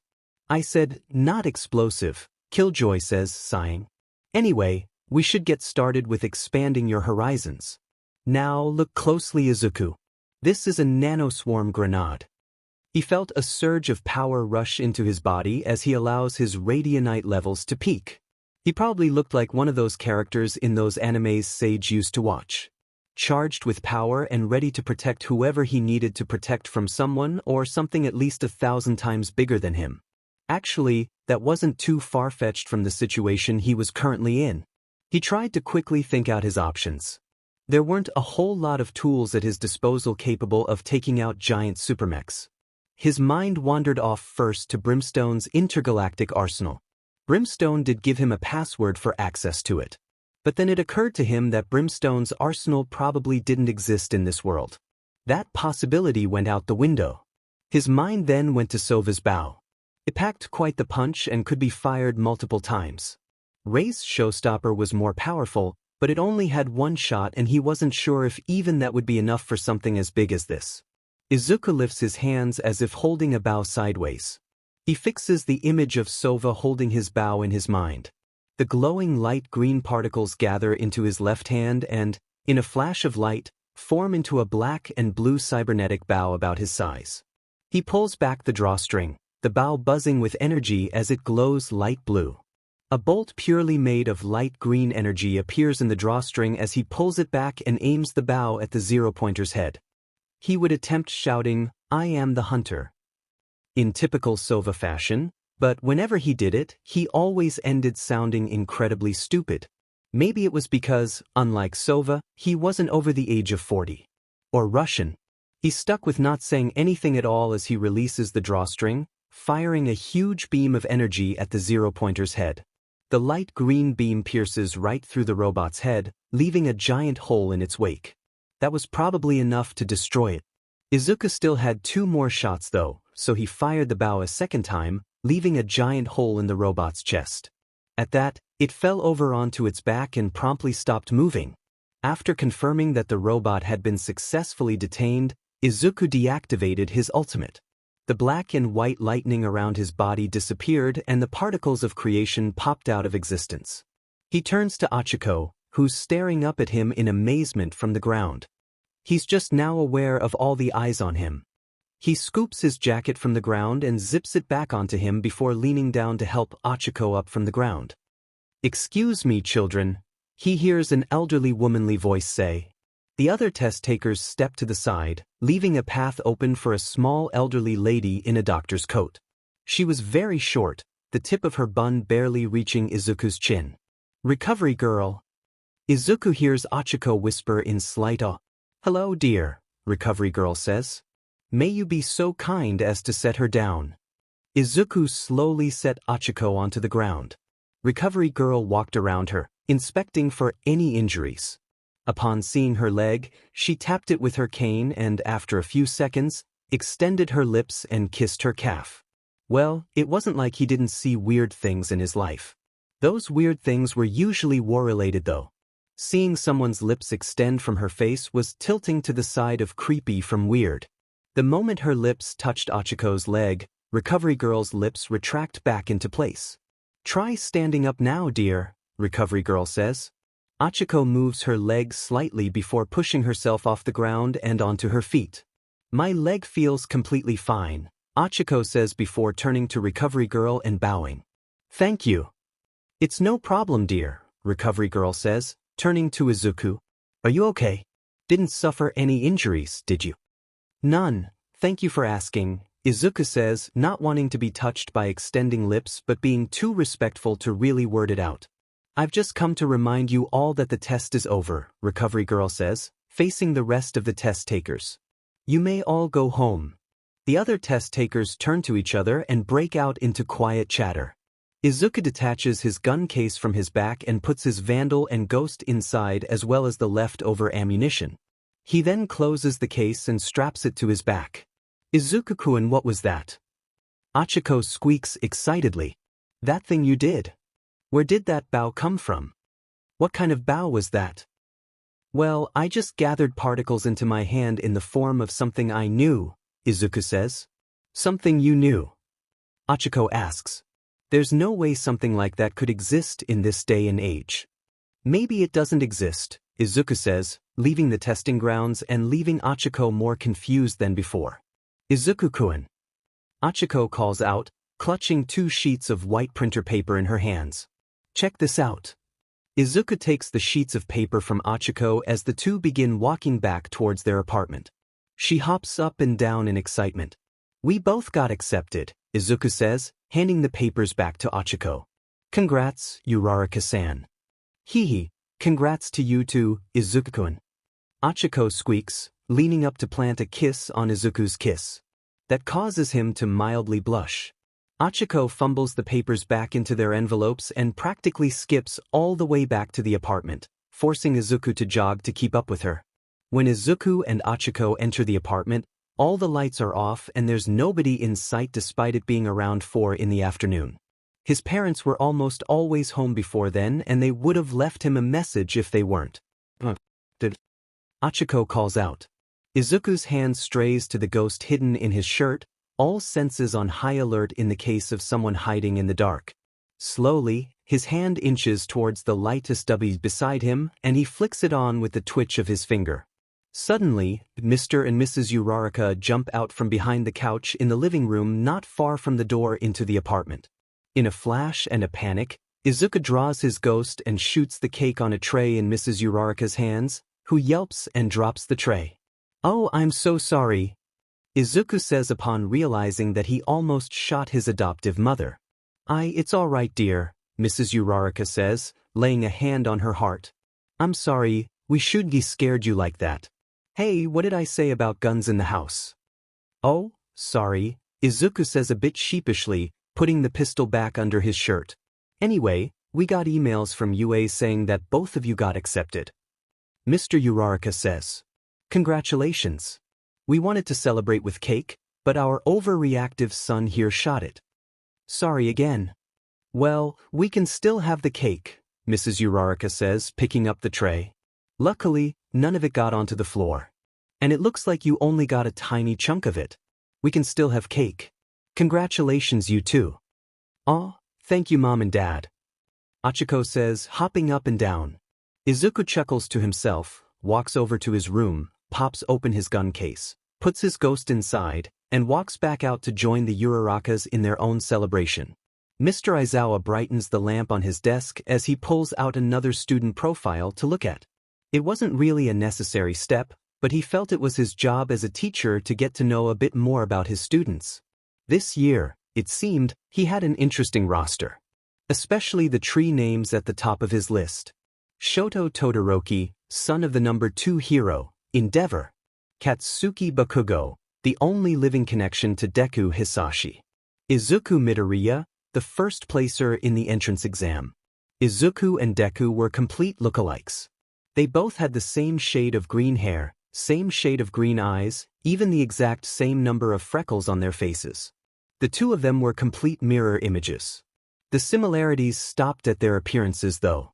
There was almost no information about Izuku Midoriya, just his age, his quirk, which was registered as particle manipulation, and who his current adoptive parents. There was no place of BRTH or date of BRTH. No names in the BRTH parents category. There were no past school logs or past grade reports or anything at all. There was zero information about him.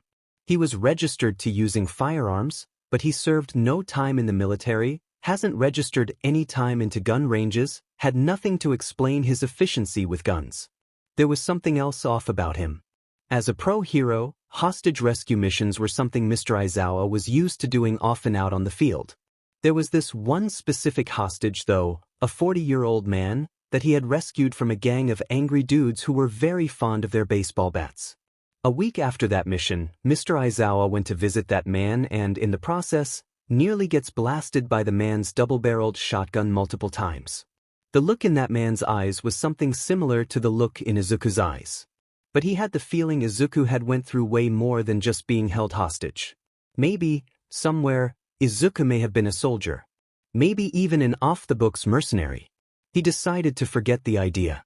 He had no evidence to uphold the idea of a 15-year-old mercenary. Plus, the idea itself sounded ridiculous. Mr. Izawa closes Izuku's file and pushes it off to the side, deciding that he wasn't going to think so hard over a single student. He opens another folder, one labeled Kaminari Denki, before he hears a small whoosh of air behind him. He was in an enclosed office space with none of the windows open. Air can't enter naturally with a whoosh into the office. Mr. Izawa stands up and turns around. His back was facing to the door, which was slightly ajar. He clearly remembered shutting the door completely before sitting at his desk. He slowly inches his way towards the door and pushes it open, looking down the empty hallway. There was nobody around. Sighing, he walks back into the office and shuts the door behind him. As he sits down in front of his desk, he notices the corner of a small yellow sticky note under one of the folders, Izuku Midoriya's file. He lifts the folder to reveal a bright yellow sticky note with a hastily written message. "Hurt Spark and you're dead." Taking the sticky note, Mr. Izuku crumples it into a tiny ball and flicks it into the wastebasket nearby. He grabs Kaminari's folder, but decides not to open it, and sets it back onto the table before walking around the office. It seemed to him that he was alone in it again. Maybe he should go home. He could read the rest of the students' files in the morning before class started.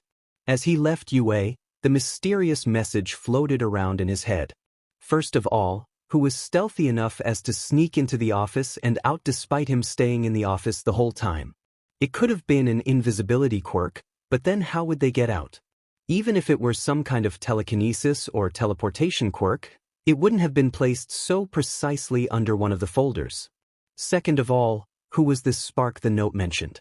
And why was the note written to him specifically? Could Spark be one of Mr. Izuku's new students? Looks like he was in for a lot more trouble than he had thought. It was the first day of school. Izuku wasn't quite sure whether to feel excited or not. He really couldn't remember the last time he went to a school, so he didn't really know what school was like. Walking into the bathroom, he brushed his teeth and splashed his face with cold water. He had another nightmare that night. Was this how he was going to live out the rest of his nights? Waking up at 1 or 2 in the morning from reliving any one of the many traumatic experiences he had gone through. It wasn't like he could do much about it anyway. He puts on the school uniform issued to him and walks out of the bathroom and to the kitchen to serve himself to a healthy serving of pancakes before packing his guns into his gun case and strapping it around his shoulders. Upon seeing it, Mrs. Uraraka stops Izuku. "Oh, you're absolutely not bringing guns to school," Mrs. Uraraka says. "First appearances are everything. We need you looking like a student, not a school shooter." "Fine, I'll just bring the pistol then," Izuku says. "I don't need to bring the case." "No pistol either," Mrs. Uraraka says. "And leave your knife here where I can see it. You're not bringing any weapons at all on the first day of school." "But, Mum dash, no buts," Mrs. Uraraka says, cutting him off. "Gun case and knife." Izuku sighs, unstrapping his gun case from around his shoulders and withdrawing his knife from its hiding place in his shoe. "Just 1 week, okay?" Mrs. Uraraka says softly. "Then I'll allow you to bring your things to school." "Yes, Mum," Izuku says. He could handle a week. Plus, it wasn't like he was completely defenseless without his guns. "Is Achiko ready yet?" Izuku asks, looking to her bedroom door, which was still shut. "She'll be done soon," Mrs. Uraraka says. "We'll be on time for school, don't worry, dear." That wasn't what he was worried about particularly, but Izuku nods and gives no further response. Achiko and Izuku arrive at UA earlier than almost everyone else. By the time their parents drop them off at the front, there's barely anybody else at the school. "There's at least 4 different entrance points into this building," Achiko says, squinting at the map in her hands. "And we have no way of knowing which one we're going through." "I know where to go," Izuku says. "Why don't you follow me?" Having an accurate layout of his battlefield was an important skill that Izuku needed to learn. When it came to defending a spike plant or finding an opening for a spike defuse, he needed to know where he had to defend or where he could attack from for maximum efficiency. When any one of his fellow agents get into a firefight, Izuku needed to know exactly where the enemy was and from where he could assist from. Over the past few months of living in this new world, Izuku made a mental map of the apartment building he lived in, a mental map of the park he and Achiko jogged in every morning, and a mental map of Takoba Municipal Beach Park. He had even made a mental map of the grocery store his parents liked shopping at. Izuku and Achiko entered the school building. A few minutes after going up a flight of stairs, Izuku and Achiko stop at a large wooden door with 1A in large red characters painted onto it. "I think this is where our class is," Achiko says, looking up at the door from the map in her hands. "Well, just in case you couldn't tell by the large 1A written on the door." "This is a huge door," Izuku mutters to himself. "Looks like a sliding door, so it'll be hard to close at a moment's notice." The only window looking into the classroom is exactly at head height of a normal kid my age, which is not a good thing, but that window can be blocked off. The door's also only made out of wood, so Izuku. Achiko calls, snapping Izuku out of his mindless state. Aren't we going to enter the classroom? What are you muttering about? Oh, sorry Uraraka-san, Izuku says, grabbing hold of the handle on the door and pulling it open. Two students were already inside the classroom. One of them, Izuku recognized as Katsuki Bakugo. Before turning to him and Achiko, Izuku caught him scowling at the wall, as if he had the urge to destroy it. The angry look in his eyes disappears for just a second, leaving behind something more sorrowful. However, his scowl reappears and he goes back to sending death glares at the wall in front of him. The second one is a tall boy with sophisticated glasses and neatly cut bluish-black hair. He stands up from his seat and bows at a perfect 90-degree angle. "Greetings," he exclaims in a loud voice. "I am Tenya Ida." "Izuku Midoriya," Izuku says, taking Ida's outstretched hand and giving him a firm handshake. Achiko does the same, saying her name and shaking Ida's hand. "I hope that we can get along as the year passes." Ida says. "So do I," Izuku says, flinching slightly at the energetic student's loud volume. "Oh, am I speaking too loud?" Ida asks, a bit more quietly. "I am sorry if I scared you." No, you didn't," Izuku says. "You are quite the energetic one, aren't you?" "That was the look I was going for," Ida exclaims suddenly, making Izuku and Achiko flinch. As Izuku and Achiko talk with Ida, students start filing into the classroom. Soon, the classroom is filled with students. Izuku takes a minute to observe everyone within the classroom. They were all mostly ignoring him, Achiko, and Ida, and were all mainly talking amongst themselves. They all looked like completely normal kids his age, and he was sure that none of them could be his match in one-on-one fights just by the appearance of their physical constitutions, even if he didn't use his powers. As the conversation takes on a subject about guns, Izuku feels something bump into his leg. He jumps back suddenly, eyes darting to the ground and all of his muscles tensing. On the ground was a long yellow, inching like a worm into the classroom. At the front of it was a man's head. The man had pale skin, long, black unruly hair, and bags under his eyes. It takes Izuku a second to realize that it's just a man in a sleeping bag. Probably his teacher. Achiko and Ida look down in mild shock at their new teacher. "Good morning," he drawls. "Why don't you guys do me a favor and tell everyone to go get changed into their issued athletics clothes and meet at the PE grounds?" "Teacher's orders." "So early?" Achiko asks. "But what about the orientation? Aren't we going to miss it?" "If you were in a normal school, then yes, you'd have to worry about attending the orientation," Mr. Izawa says. "But this is UA. We aren't a normal school. Now pass the message and get going. See y'all at the PE grounds." Izuku, Achiko, and Ida then proceed to watch as their new teacher inches out of the classroom. "It's been a while since I've been to a school. Is this normal?" Izuku whispers to Achiko. "I don't even know at this point," Achiko whispers back. "Well, you heard him," Ida exclaims. "Hey everyone. Y'all might not be aware of it, but our teacher just came by."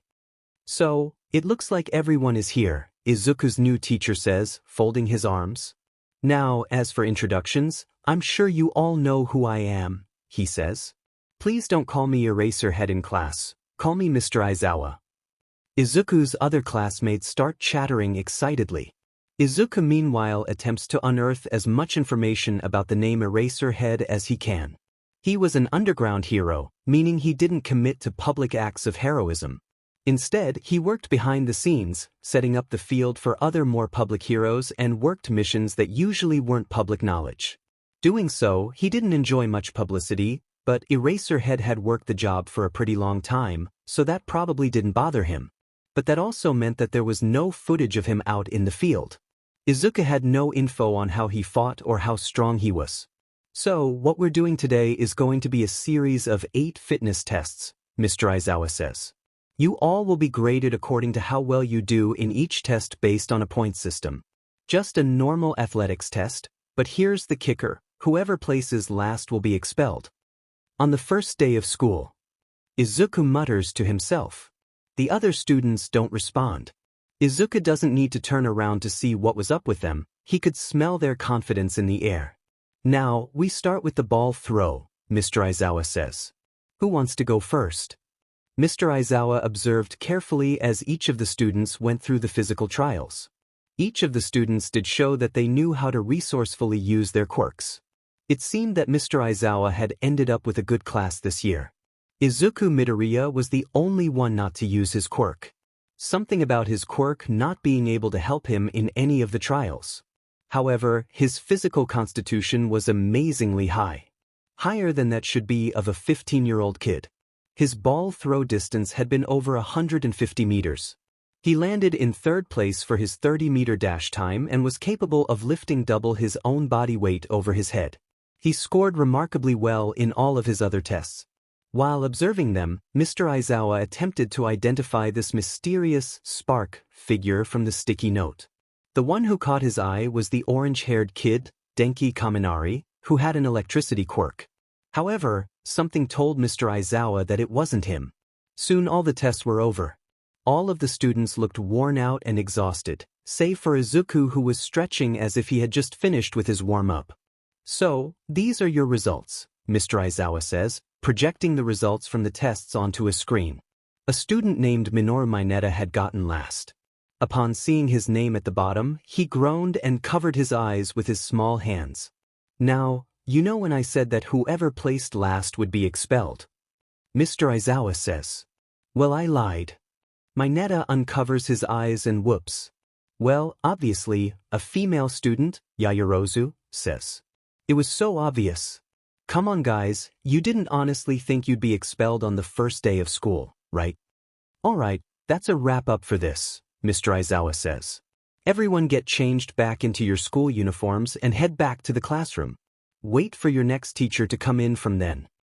As the other students file out of the PE grounds, the pro-hero/teacher attempted one last time to determine who this spark was.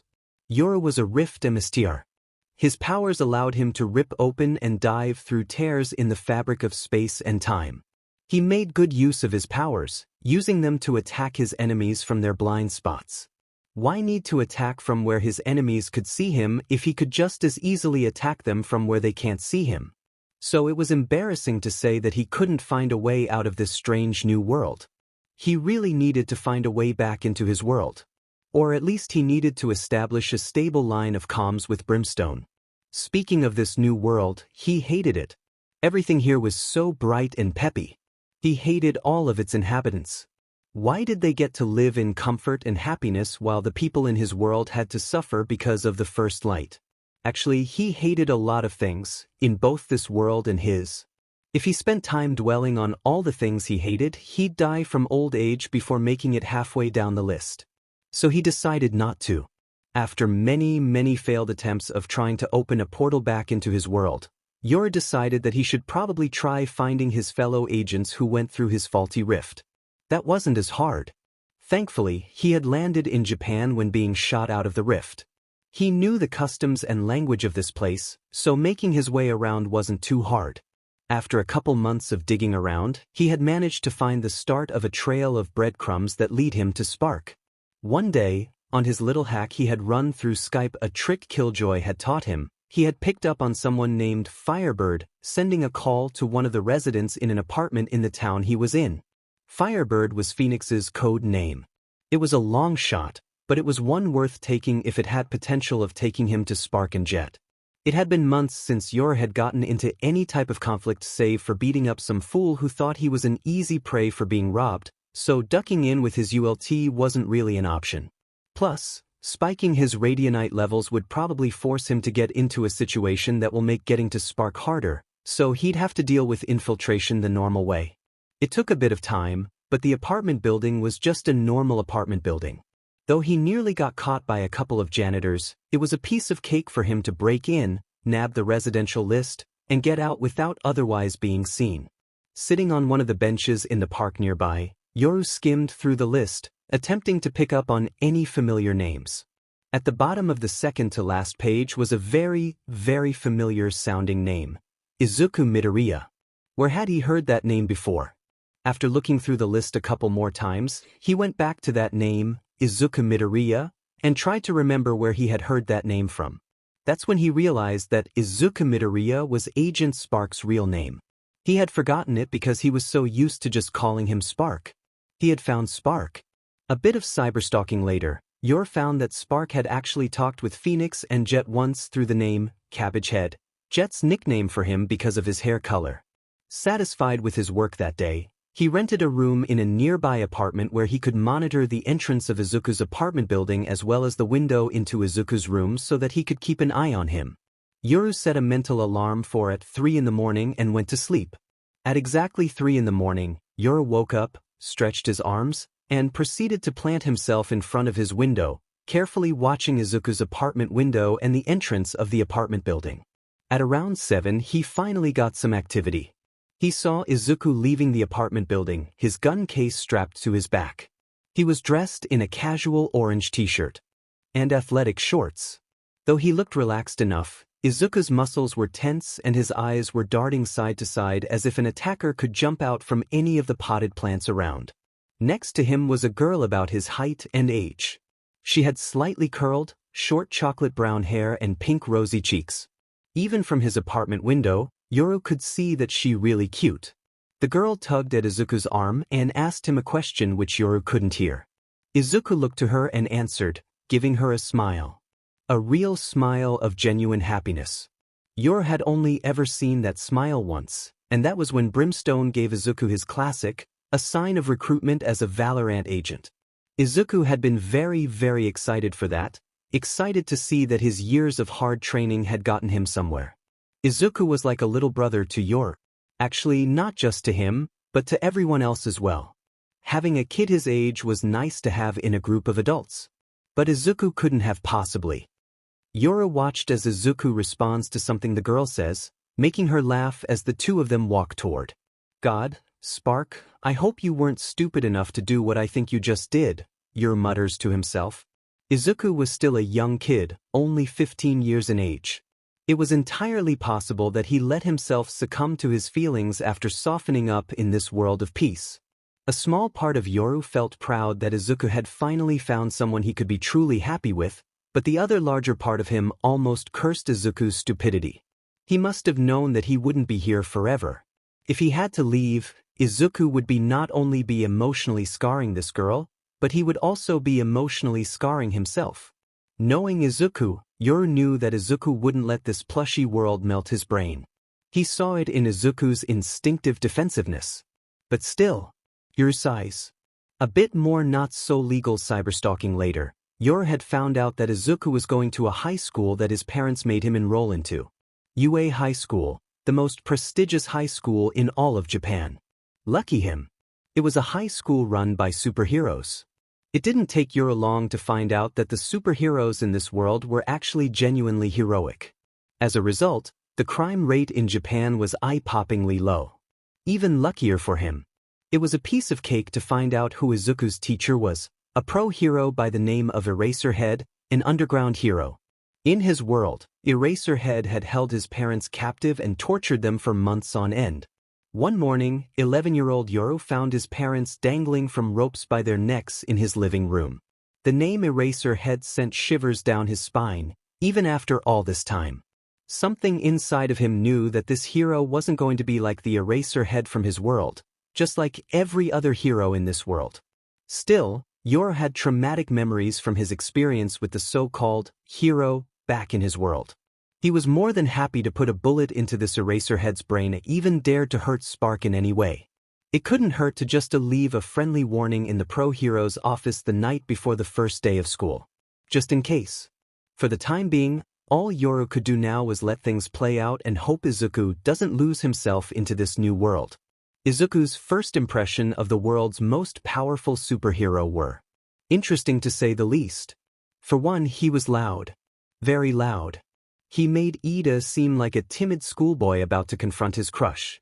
He also looked exactly like those cartoonish superheroes from those animes Izuku liked to watch along with Sage. He had the weird hairdo, the weird-looking superhero costume, the overinflated muscles. Upon him walking into the classroom, all of Izuku's classmates started chattering excitedly as All Might did an exaggerated walk up to the front of the classroom. "Hello, Class 1A, he booms. Cripes, he was loud. I'm sure you all know who I am, but just because I have to, I am All Might, your foundational hero studies teacher this year. All Might shouts. So apparently, completely avoiding hero courses in a hero high school was impossible. Foundational Hero Studies was a course all UA students were required to take. He just hoped that if he stayed through till the end of this school year, he didn't have to take hero course next year. Now, I understand that this is our first day, but let's do something interesting. All Might shouts. Everybody, please get into your hero outfits and meet up at Grounds B, hero costume. Izuku asks, leaning closer to Achiko who is sat beside him. Yeah, the UA application forms came with hero costume forms, Achiko says. Didn't father sit with you through that? Oh right, I forgot about that, Izuku says. Izuku was not hyped to see what his hero costume was going to be. Maybe he could get away with just wearing his agent garbs. Upon going to the locker room and opening up his locker to inspect the contents inside the small plastic bag, he nearly blasted the costume to pieces. It was a light green suit that looked awfully like a ninja costume with a tool belt around the waistband. The helmet had two things sticking out of that would make him look like a bunny if he dared to put it on. All in all, it wasn't an ugly costume, but it looked downright ridiculous. Izuku would rather give up his classic than put that thing on. Actually, scratch that, Izuku wouldn't give up his classic over anything. He wouldn't fight Brimstone to the death over it, but if it were anyone else, he would. Brimstone was the only one with authority to take his classic anyways. Izuku instead took out his agent garbs and put them on. A couple of the students would recognize them, but he could just lie himself out of that one if the need called for it. Looks like everyone is here. All Might shouts. My, you are all looking great. Who's excited to get started? Cheers arise from all of Izuku's classmates.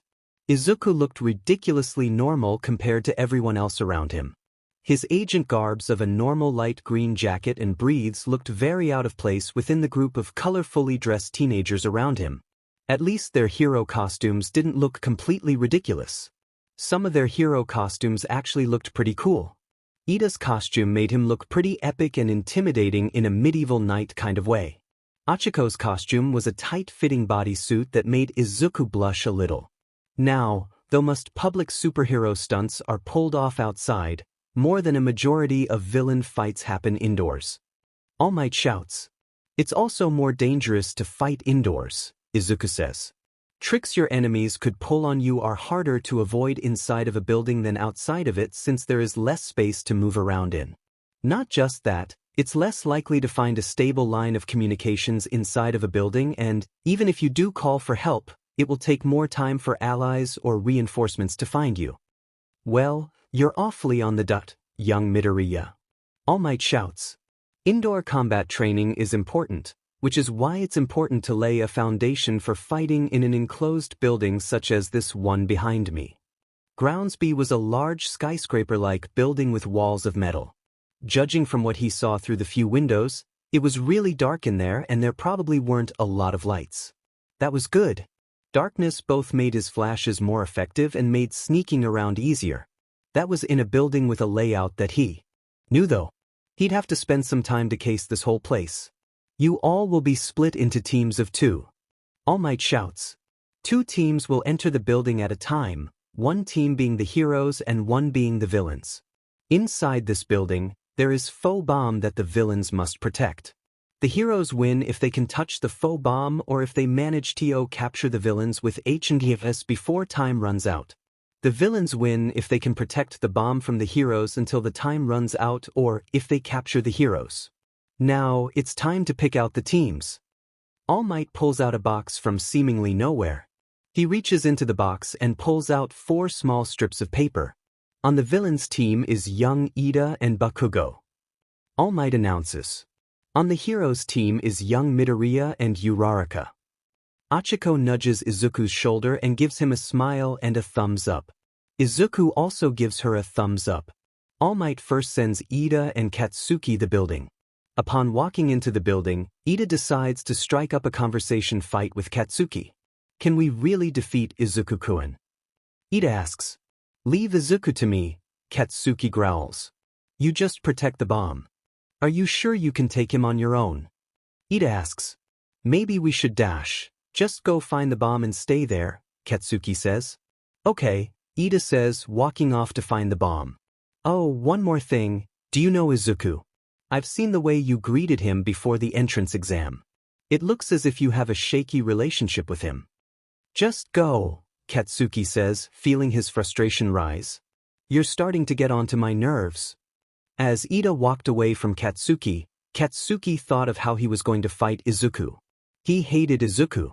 He looked so much like Deku, but unlike Deku, he was blessed with so much, a powerful quirk, over-the-top combat capabilities.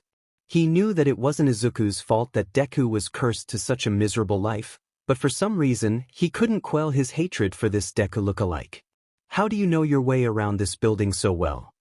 Ichiko whispers. All of these twists and turns are giving me a headache. What makes you think I know my way around this place? Izuku whispers. He stops at a turn, making sure to mark it on his mental map of the place.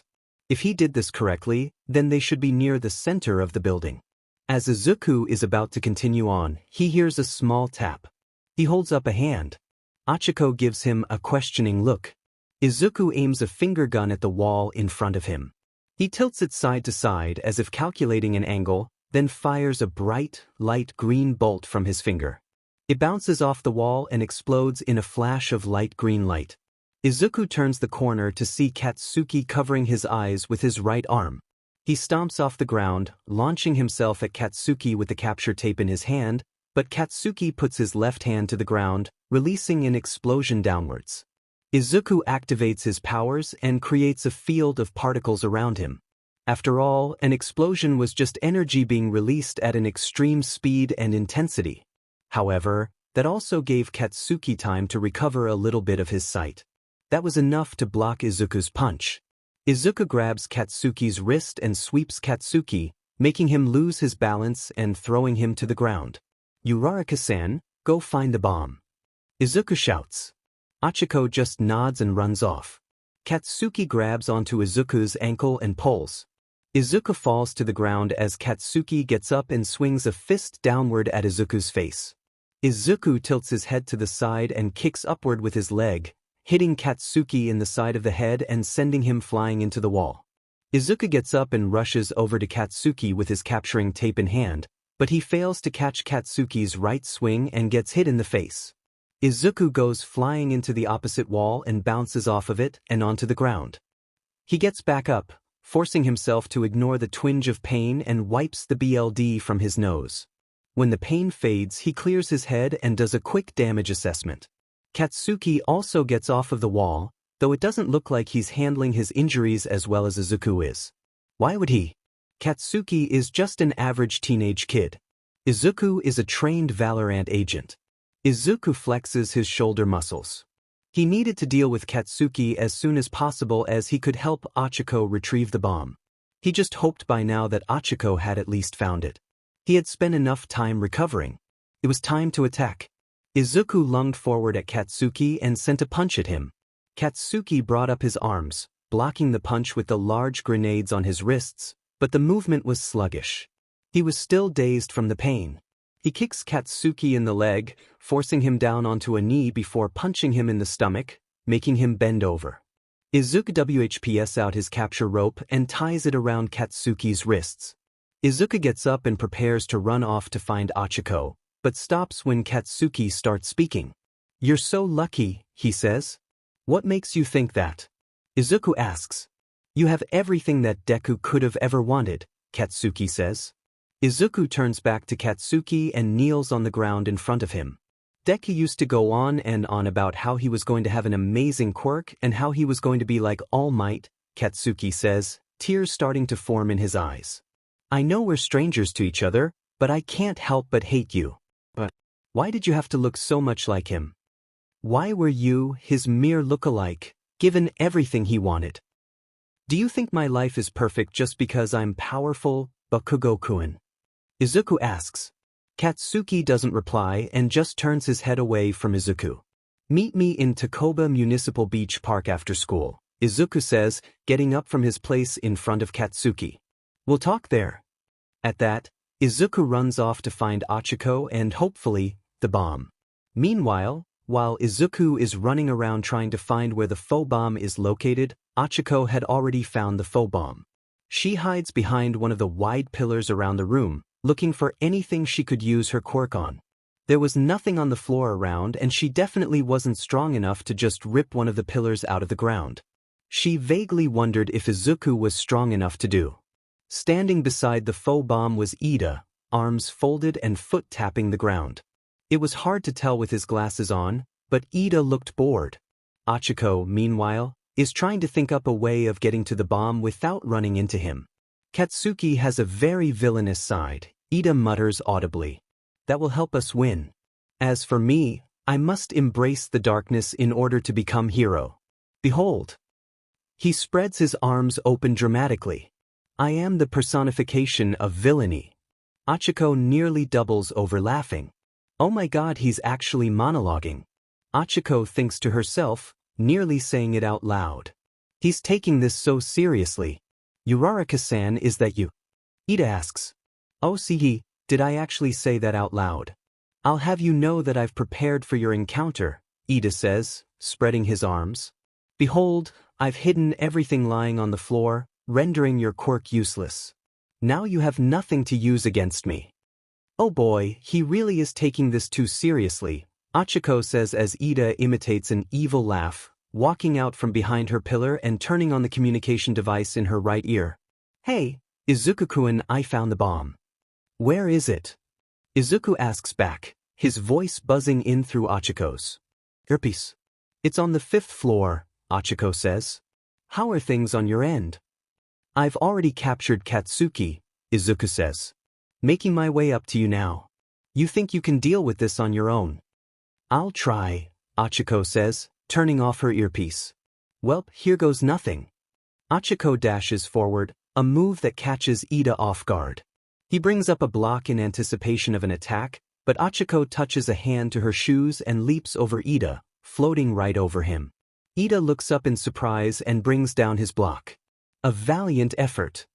Ida says, dashing to the bomb and picking it up before running to the other side of the room with it. But you are still too slow.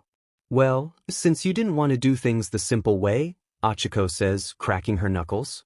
She dashes again. Ida holds up a block, but this time, he's prepared for if she tries to circumvent him again. However, she does something he doesn't expect. She swings a leg around and kicks Ida in the side of his ribs. He gasps, lowering his guard slightly. Achiko uses the opportunity to grab his wrist and forearm, sweep his right leg, and throw him to the ground. She then casually walks over to the bomb and puts her right hand on it. As always, the heroes win, Achiko says, sticking her tongue out. You need help getting up. You look like you're in a lot of pain. Yeah, this is very solid concrete, Ida groans, lifting an arm. Oh, Achiko hears Izuku say at the doorway into the room. Looks like you took care of it. Thanks, Izuku-kun. Achiko chirps. I've already touched the bomb, so I think that means we win, right? Yeah, I think it does, Izuku says. Let's get out of here. So, based on what you all just saw, who can guess who the MVP in this trial is? All Might shouts, gathering all of Class 1A together to discuss the battle trial. Obviously, it is Ida. Nurozu, the observant girl from before, says. That's a lie, a pink-skinned girl, Ashido says. Ida and Katsuki got stomped. It's obviously either Izuku or Achiko. No, she's right, Izuku says, cupping his chin thoughtfully. Achiko and I won just because of our combat prowess. Ida had predicted and prepared for a lone encounter with Achiko, an accurate prediction as it was obvious that I'd be busy with Katsuki. If we did this trial as equals, then I probably would have detained Katsuki, but Ida would have defended the bomb till the timer ran out. Yaoyorozu just folds her arms and nods. A splendid explanation, young Midoriya. All Might shouts. All right, let us get started with the next trial. As the battle trials went on, Izuku made sure to observe each of his classmates' quirks carefully, listing off their weaknesses and possible counters. Information like that could be useful if he had to fight any of his classmates, either for sport or for some other more serious reason. The more he watched, though, the more he saw just how much more powerful his own radiant powers were compared to Quirk's. Shoto Todoroki, a quiet kid with bleach white hair and a nasty scar covering the top left half of his head, caught Izuku's eye by effortlessly freezing the whole building with just a touch. However, Izuku was confident that his own blasts of force were still more powerful. His other classmates didn't have such noticeable or powerful quirks. If it came to combat, Izuku was confident that he could probably take the whole class. It was probably best that he not make that assumption though. Arrogance was a poison that killed many. After all, no hero he ever took down took a 15-year-old seriously. The other battle trials went by quickly. Izuku thought that it'd be boring seeing inexperienced kids go off against each other, but it was actually pretty interesting. Not just because he had much to scrutinize, but also because it was kind of funny to see how stupid some of their decisions were at times. Good job, everyone. All Might shouts after the last battle trial. Now, get to the locker rooms and change back into your school uniforms for the rest of your classes. As Izuku prepares to set off to the locker room, he hears Katsuki jog up to him from behind. Takoba Municipal Beach Park, right? Katsuki says to Izuku, I'll be holding you to that meeting. For the rest of the school day, Izuku wonders how, Izuku, what are we doing out here again? Achiko asks, shielding her eyes from the afternoon sun shining down on the Takoba Municipal Beach Park. Waiting for someone, Izuku says, sitting on the sandy ground and fiddling with his vandal's safety. Oh, is that Bakugo-kun? Achiko squeaks. Izuku looks up to see Bakugo walking towards him across the sand. Izuku sets his vandal down and stands up, bending down to withdraw the knife hidden away in his right boot. Katsuki stops right in front of Izuku, shoving his hands into his pockets. He was wearing a black t-shirt and black slacks. So, why'd you tell me to come here? Katsuki asks. Achiko gives Izuku a questioning look, non-verbally asking the same question. Izuku holds his knife up to the sun, admiring how the sunlight reflects from the blade. Well, get on with it. Katsuki grunts after a few minutes of silence. I've got things to do. Don't rush him. Achiko scolds. I know Izuku-kun, let him take his time. Well, if we're just going to be standing around and doing nothing, I might as well leave. Katsuki says, turning on his heel. See you, Tomo dash. Izuku sets the blade of his knife against his palm and slices it sideways, making a clean horizontal cut across his palm. Achiko and Katsuki watch with widened eyes as Izuku lets some of his BLD drip into his other palm. Izuku-kun, why did you do that? Achiko yelps. Izuku lets a small puddle of his BLD form in his hand before closing the hand with the cut and holding up his other hand. At first, it looked like normal BLD, but as Izuku held it up to the sunlight, Achiko and Katsuki could both see the small, glowing white particles rising from the BLD and into the air. That's not what BLD is supposed to do, Achiko says. This thing I was born with in my BLD, it's the reason why I'm so powerful. And the reason behind all my misery, Izuku says. Since I was a child, I was hunted for relentlessly just because of this thing in my BLD, hunted by people who wanted to drain all my BLD just to extract this precious substance and sell it to the highest bidder for unimaginably high prices. These people, they killed everyone standing their way, including my parents and my only best friend. Izuku inhales deeply, forcibly pushing back the tears forming in his eyes. For nearly a year, I lived on the streets and in the shadows, struggling with just living through, till the next day, Izuku says. I considered killing myself many times, but my family and friend got themselves killed so that I would live. I couldn't let their deaths be in vain. Izuku faces upwards to the sky. He could almost see the faces of his parents and Kaken in the clouds, smiling down on him. I was forced to do things no kid my age should be forced to do, Izuku says, after another shaky breath. I've done some terrible things that no kid should have to do, including ending lives. But, Mr. Brimstone, I can't. Mommy said that killing is bad. Kid, do you remember the first thing I taught you about survival? That it's a beach. It will force you to do the worst things to stay alive. But he's already unconscious. Can't we just let the police arrest him or something? You could, but remember the last time you tried. Going to the police. Yes. But kid, this guy's pals will find him eventually. And if he wakes up and decides to go hunting again, you might run into him again, and I don't know if I'll be there to save you next time. Just put him out of his misery. You need to learn that people are willing to do anything to get what you want, so you must be willing to do anything to survive. But sometimes you don't have a choice. There are some things that can't be resolved peacefully. Trust me when I say that the worst thing anyone can experience is knowing that hurting, or even killing someone is the only way out of a conflict. Izuku turns to Katsuki. That's why you set me off so much, Izuku says. My whole childhood was basically a living hell for me, and you have the nerve to tell me that I'm lucky. It was safe to say that I was a bit angry. Katsuki shifts his eyes away from Izuku and to the ocean to his side before returning his gaze to Izuku, anger determination in his eyes as he scowls. Yeah, like I'm supposed to believe that CRP. Bakugo exclaims. There are heroes almost everywhere in this world. A place such as the one you describe cannot possibly exist. Izuku sighs, as if expecting Bakugo's reaction. That's fine, I came here to tell you my story, Izuku says. Whether you believe it or not is your choice. However, Izuku puts a hand on Katsuki's shoulder and looks him directly in the eyes. If you tell anything about what I told you to anyone, well. Izuku chuckles. You're really not gonna like what happens to you next. Katsuki feels a shiver run down his spine. There was something in the way Izuku gripped his shoulder, something in his glare that scared Katsuki. Izuku's story may have sounded a bit too fantastical to believe, but his threats sounded very, very real. Fine, Katsuki says, trying his best to sound unaffected. But why would you tell me all this? We're basically strangers to each other. During our battle trial, you said that I was just Deku's mere look-alike, Izuku says.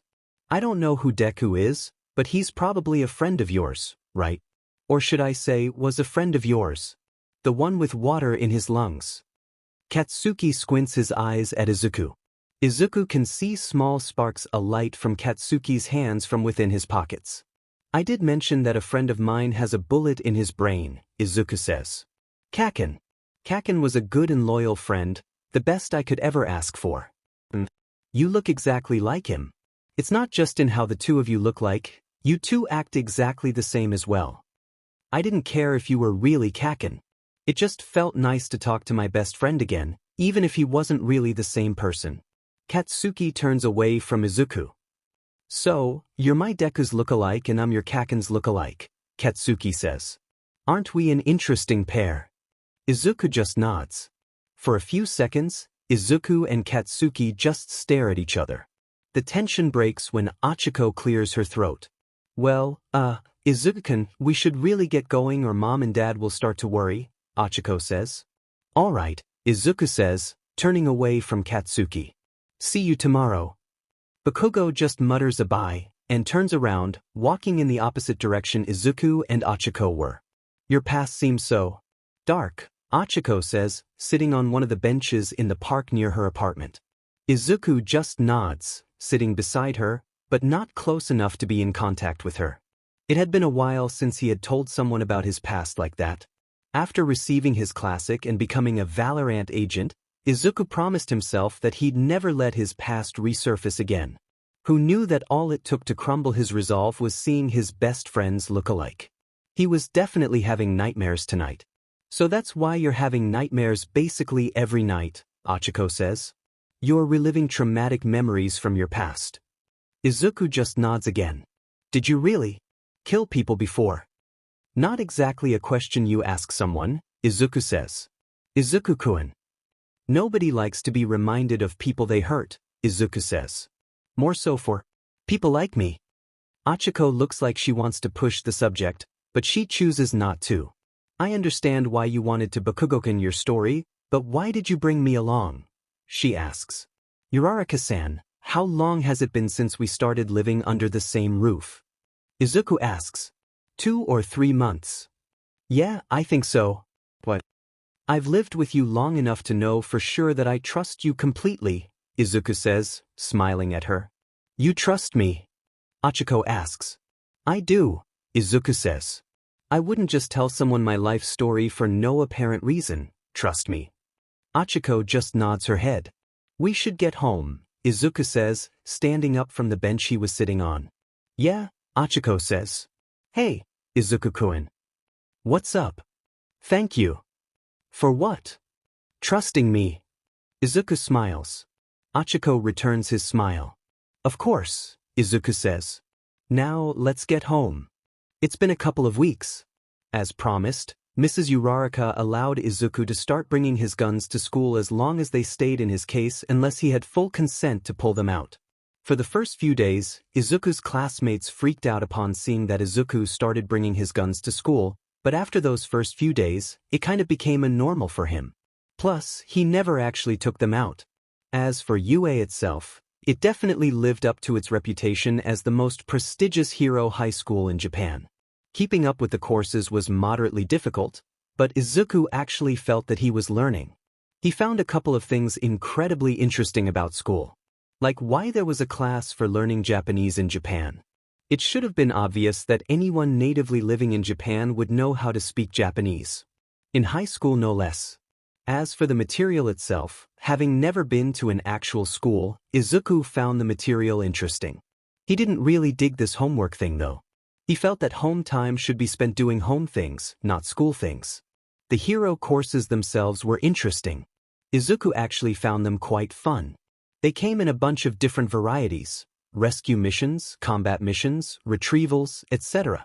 They may be small-scale versions of what he usually did as a Valorant agent, but at least he was doing something. It was funny. Before going to UA, Izuku wanted to go to a normal high school to avoid hero courses. Now, he was looking forward to them every day. Today, they were doing something big. Alright everyone, get into your hero costumes and meet at the USJ Dome, Mr. Aizawa drawls, writing something on a clipboard. Meet me there. Don't keep me waiting. With that, Izuku's classmates get up from their seats, chattering excitedly. USJ Dome. Izuku asks Achiko, who stands up from her seat beside him. You never noticed the large dome building behind the school? Achiko asks. That's the USJ Dome. Izuku asks. Yeah, now come on. Achiko says, tugging on Izuku's sleeve. Don't want to keep everyone waiting, do we? Coming, Izuku says, bending down to pick up his gun case before following Achiko outside the classroom and into the locker room to change into his agent outfit. So, welcome to the USJ Dome, Mr. Aizawa says in a monotonous voice. The first 5 minutes upon Class 1A entering the large dome was of the students looking around in awe and admiration. Even Izuku couldn't help but be captivated by what he saw in the dome. For one, it was huge. Standing in the center of it, Izuku felt like an ant. In a man's world. The dome was split off from the center and into several different sections. One section was what looked like a ruins section. Another had what looked like a ship in a large body of water. Another had what looked like a bunch of collapsed buildings. Today, we're going to be doing hostage rescue training, Mr. Aizawa says. I'm sure you all know who this is already, but this is 13, a pro hero who specializes in hostage rescue training. Mr. Aizawa gestures to what looks like a short person wearing an astronaut suit. Greetings, Class 1A. 13 exclaims. Are you all ready to get started with your hostage rescue training? Cheers arise amongst all of Izuku's classmates. Izuku, Mr. Aizawa calls. Yes. You're coming with me, Mr. Aizawa says. I'll be your partner for this activity. Izuku casts a questioning look to Achiko. She just shrugs. Why? Izuku asks.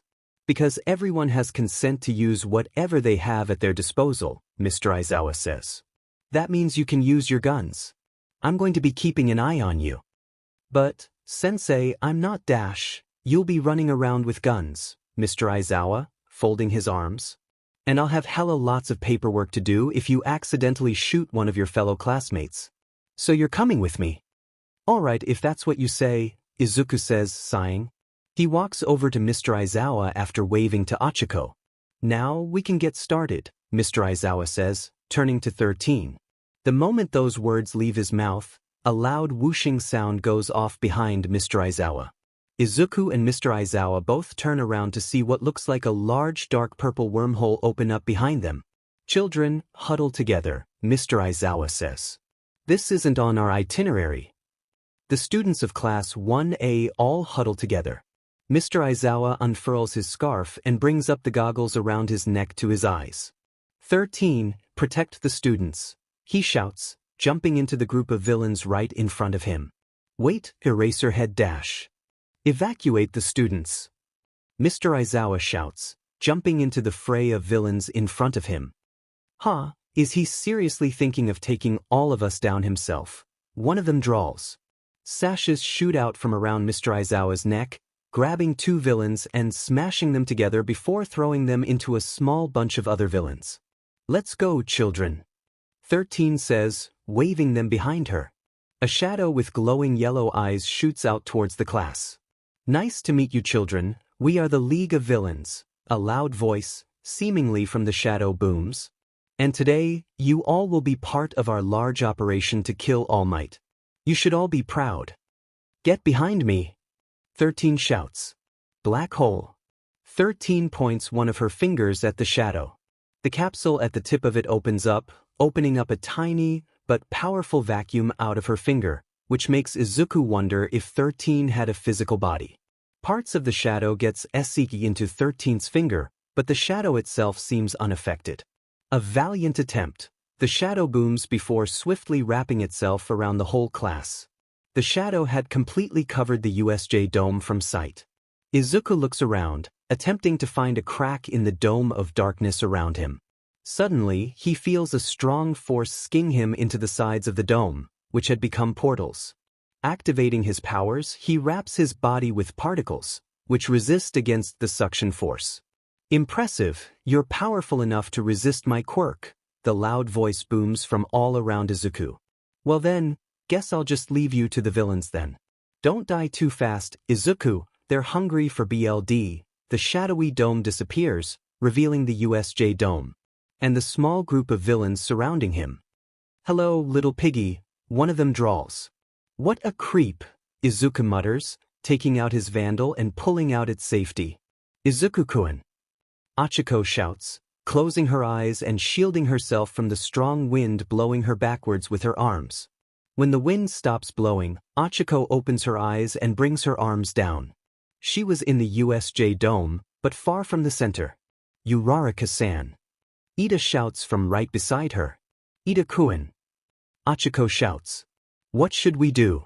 Everyone's surrounded by villains. Ida shouts. Fortunately, the doors are right over there. We may be able to leave and call for help. Achiko nods and turns around to the doors. Ida takes off after her, easily catching up to her and dashing right past her. Are those naughty children I hear? A loud booming voice says as the shadow with the glowing eyes from before looms over Ida and Achiko. Ida-kun. Achiko shouts, quickening her pace. Ida looks up to see the shadow right above him. He attempts to run faster, but the shadow is still much faster than him. Achiko stops and attempts to swiftly formulate a plan. Though the shadow seemed incorporeal, it must have a physical body somewhere, otherwise it wouldn't have been able to exist. Achiko scrambled to find anything physical about the shadow. Right under where she presumed its head was, there was a metal brace. Achiko bends down, using her quirk on her shoes before leaping forward and towards the metal brace around the shadow. She then activates her quirk and touches the brace, sending it floating higher into the air and not towards Ida. The shadow suddenly stops and starts floating along with the brace. A long shadowy appendage shoots out from it and towards Ida, but Achiko's stun had given Ida enough time to reach the doors, swing them open, then run out after giving a backwards glance. Please come back soon, Ida-kun, Achiko mutters. Mr. Izawa slams one last villain into the ground with one of his sashes before walking around and checking to make that all of the villains around him were unconscious. After doing so, he shifts his gaze sideways, where he sees Izuku punch a guy in the face, slamming him into the ground, and shooting him in the head with a pistol. All around his feet were bloodied bodies who seemed a bit too still. Izuku, you didn't actually kill them all, did you? Mr. Izawa practically shouts. Of course not, Izuku says, unclipping the mag of his pistol and dumping out its content. What do you think I am, a psychopath? A bunch of tiny, dark purple balls fall out, bouncing as they hit the ground. They're duds, Izuku says. Just strong enough to puncture the skin but bounce off the skull, which is a recipe for an instant major concussion. And maybe some very, very minor brain damage. Okay, good, Mr. Aizawa says, giving off a sigh of relief. At least I think a concussion is all they got, Izuku says. Izuku dash. Kidding, Izuku says. Geez, you're so uptight. Izuku, watch out. Izuku tilts his head to the side just as a hand shoots out from behind him, narrowly missing his head by just an inch. Izuku grabs his attacker's wrist and effortlessly tosses him over his head and into the air. Mr. Aizawa lashes out with one of his sashes and ties it around the villain's arms, lifting him up into the air. It was the light blue-haired villain with the hand on his face. All of the villains we took down so far were just low-class villains, Mr. Aizawa says. From what I've observed, this guy is probably their ringleader. Good, Izuku says. That means we can make him stop. Izuku aims his ghost at the villain's head, touching the barrel to his forehead. You know what to tell your minions, Izuku says. Unlike my teacher here, I'm not afraid to put a bullet in your head. Huh, you wouldn't dare shoot me, the villain says. Plus, those aren't even real bullets. I know how to tell the difference between duds and real bullets. Oh darn, I got found out, Izuku says, unclipping the mag in his ghost and putting in a new one. Alright, I've put in a different type of bullet now. Wanna see if those are real or not. So, you think you've won just because you've captured me, the villain says, chuckling. I'm sorry to say, heroes, but I'm not the final boss. What do you mean you're not to dash? Izuku starts before being slammed in the side by a large fist. To be found by the squad idiots? I must be getting rusty, Yoru says. How the hell did y'all find me? Why, it ain't wise to sell us short, G, Phoenix says. We just did a couple of tricks, that's all. How'd you dismantle the lock I put? Yoru asks. There's no way you could unlock it without knowing a very specific password. I didn't need to know a password, Jet says. Nor did I need to dismantle it. Jet, how many times have I told you to not destroy my locks? Do you know how long those take me to make? Oh boo-hoo, I destroyed your arts and crafts project. You can tell that I totally care from my oh-so-horrified expression.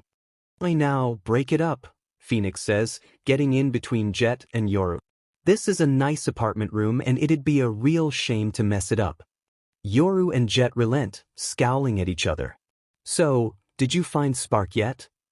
Phoenix asks. Yeah, he lives in the apartment right over there, Yoru says, pointing to the apartment right next to the one the three agents were in. That window over there looks into the room he's currently in. How'd a 15-year-old rent an apartment room? He didn't, Yoru says. He was adopted. Oh, that hit is for him, Jet says. Maybe not, Yoru says. He seems pretty content with the way things are now. I've been watching him for a while now. Why didn't you try finding us? Phoenix asks. I did, Yoru says. But it's hard to track someone, or in this case, someone's down with basically nothing to start off of. I Skype called Spark sometime before, Phoenix says. With a computer that I presume you destroyed a couple minutes later. Yeah. Where's Spark now? He's at school, Yoru says. We can't really do much else than wait for him to come back. Yeah, I'm checking our comm system now and it says that he's somewhere called UA High School. Yeah, that's the place, Yoru says. School there doesn't end until sometime at noon, so we're gonna be waiting for quite a while. Well, if that's the case, how about a drink?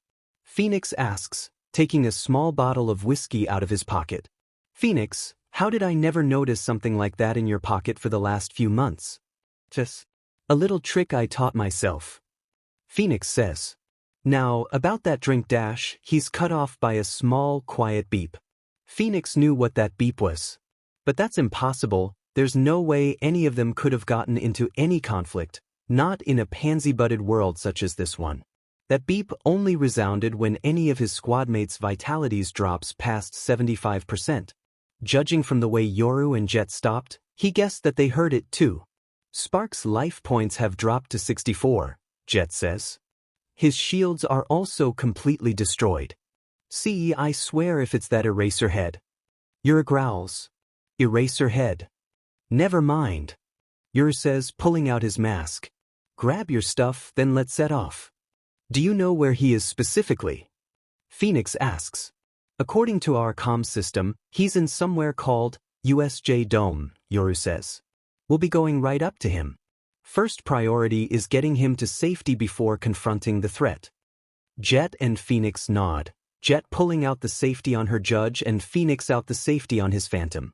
Also, when we get there, do not address Spark by his agent name, Yoru says, pointedly. Act as if he's just another kid you're trying to protect. Yeah, now hurry up and open the DMN portal already. Jet says. Yoru's hand glows dark blue as he rips open a rift. Jet and Phoenix follow close behind him as he walks through the rift, pulling out his sheriff. Izuku. Mr. Aizawa shouts as Izuku goes flying to the side. The large muscular birdman that had punched Izuku then barrels into Mr. Aizawa, swinging at the pro hero. Mr. Aizawa hops to the side, but the birdman, with surprising speed, punches Aizawa in the face, sending him flying to the side as well. The villain Mr. Aizawa had tied up is free from his bonds. Allow me to introduce you to Nomu, the villain says, gesturing to the large, muscular birdman beside him. The anti-symbol of peace and the one who will kill All Might. Nomu is bored of doing nothing for so long though. Why don't you entertain him, Eraserhead? On the ground, Mr. Aizawa sits up and turns to face the Nomu looming over him. Suddenly, loud bangs ring out. BLD splatters out from the Nomu's head. Izuku, somehow having recovered so quickly from the Nomu's attack, fires his Vandal at the Nomu's head, making more BLD splatter from its exposed brain. After a few seconds of continuous fire, Izuku eventually stops to unclip his Vandal's empty mag and put in a new one. The Nomu slumps over for a few seconds. Then, it straightens back up and slowly turns its head to Izuku. Izuku watches as the bullet holes he put into the Nomu's head start slowly disappearing, leaving smooth brain matter. It suddenly starts barreling towards Izuku, who fires at it a couple more times with his Vandal before jumping out of the way of the Nomu's charge. The Nomu then suddenly turns around and swings a punch at Izuku, who brings up a shield of particles. Izuku strains to fight against the force of the Nomu's punch, but the Nomu was stronger than him. The Nomu breaks through Izuku's particle shield, forcing him to duck under the punch. Izuku then fires a power blast of force towards the Nomu, launching it into the air. Izuku considered his options. Firing at the Nomu brought no effect, as he couldn't do enough damage to keep up with the Nomu's regeneration. Just using his powers wouldn't do much more, as they weren't made for directly offensive purposes. An option he did have was activating his ultimate. His radianite levels were spiked from all the combat he did with the villain grunts. Plus, with his ULT activated, he had a lot of options available when it came to dealing large amounts of damage. However, he might also potentially hurt his teacher. All of those options he had were big and explosive. He'd just have to aim carefully then. It wasn't like he had other options.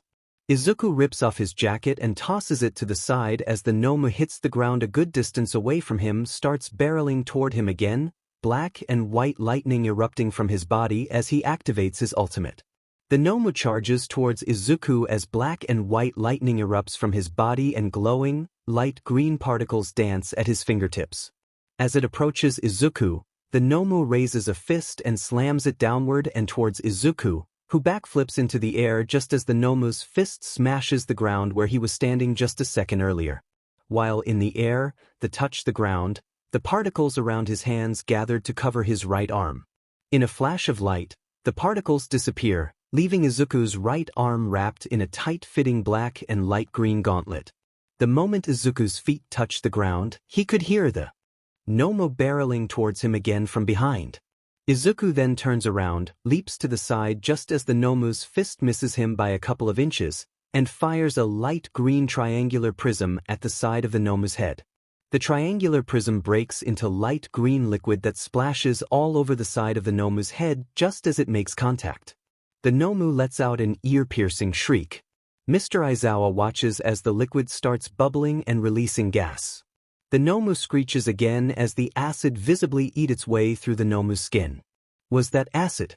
And how was it so strong that it could overwhelm regeneration that effortlessly healed something as serious as consecutive gunshots? Izuku holds out his left hand. Light green particles gather into the palm of it, forming another light green triangular prism. He inserts it into a little barrel attached to the gauntlet on his right arm and aims it at the 𝐻𝐽𝐽 again. A blur of movement diverts Mr. Izuku's attention to the light blue-haired villain dashing towards Izuku. The pro-hero lashes out with a sash, tying it around the villain's foot. He then lifts the villain over his head and slams him into the ground. Mr. Izuku lashes out with more sashes, but the villain rolls to the side and hops back onto his feet just as more sashes attempt to grab at his feet. "Heroes," he grumbles. Mr. Izuku doesn't respond. He lashes out with more sashes and manages to grab the villain's arm with one of them.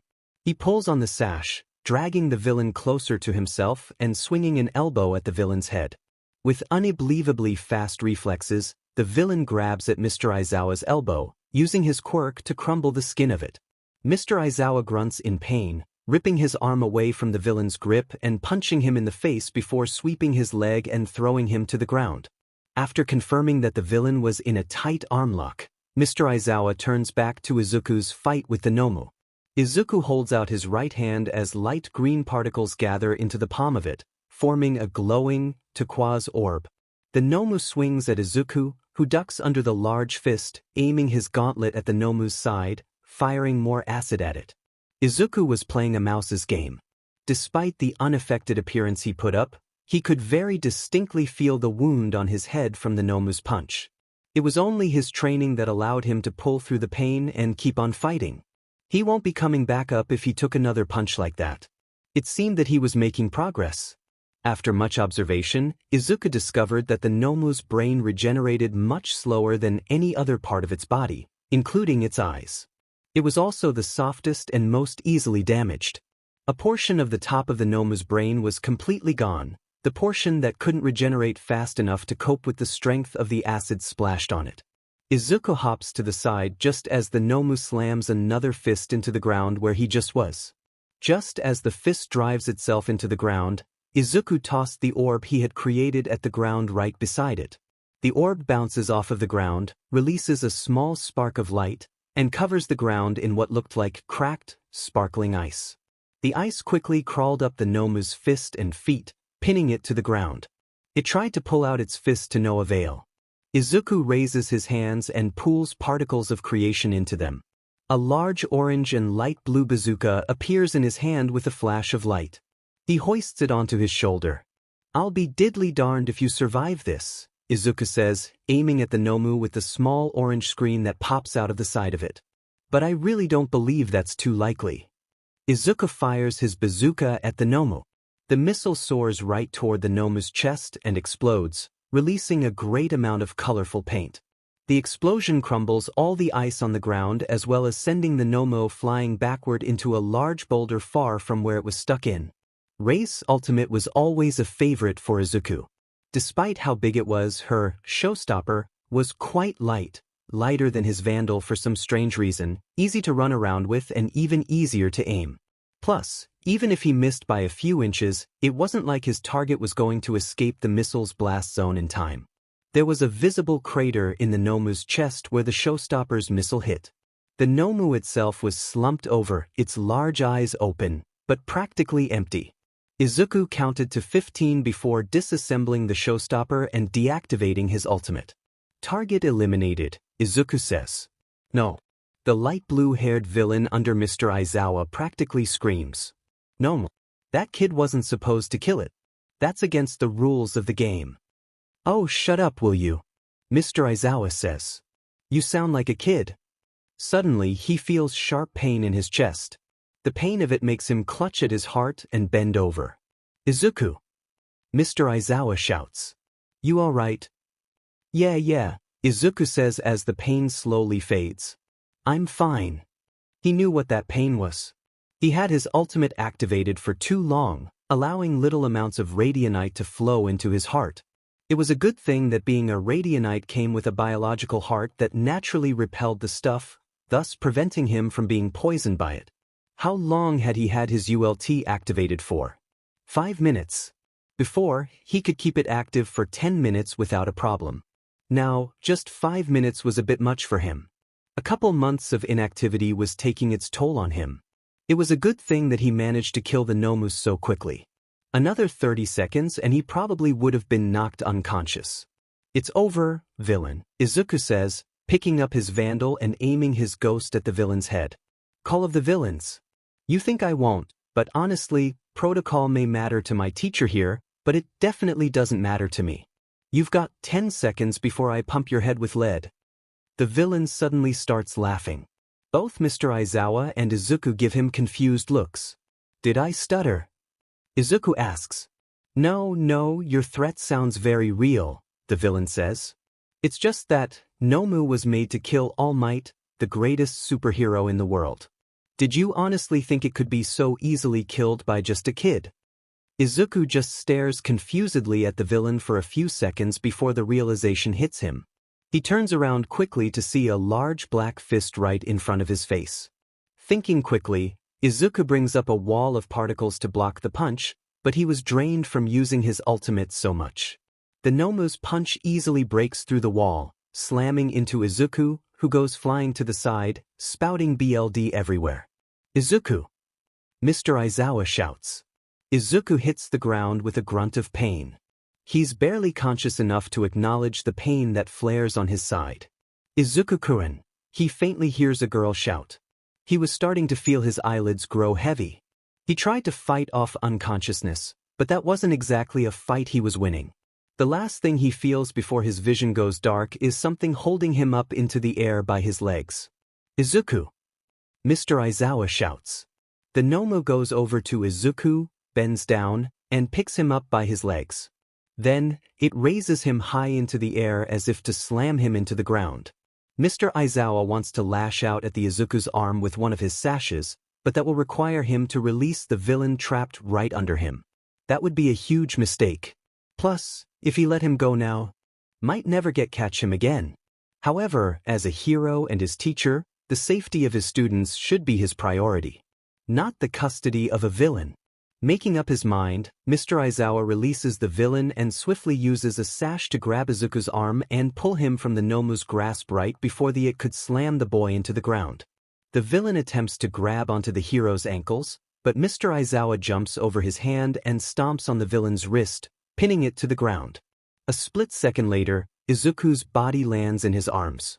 The villain reaches out with his other arm, but Mr. Aizawa hops backward, allowing the villain to roll away from the pro hero and hop back onto his feet.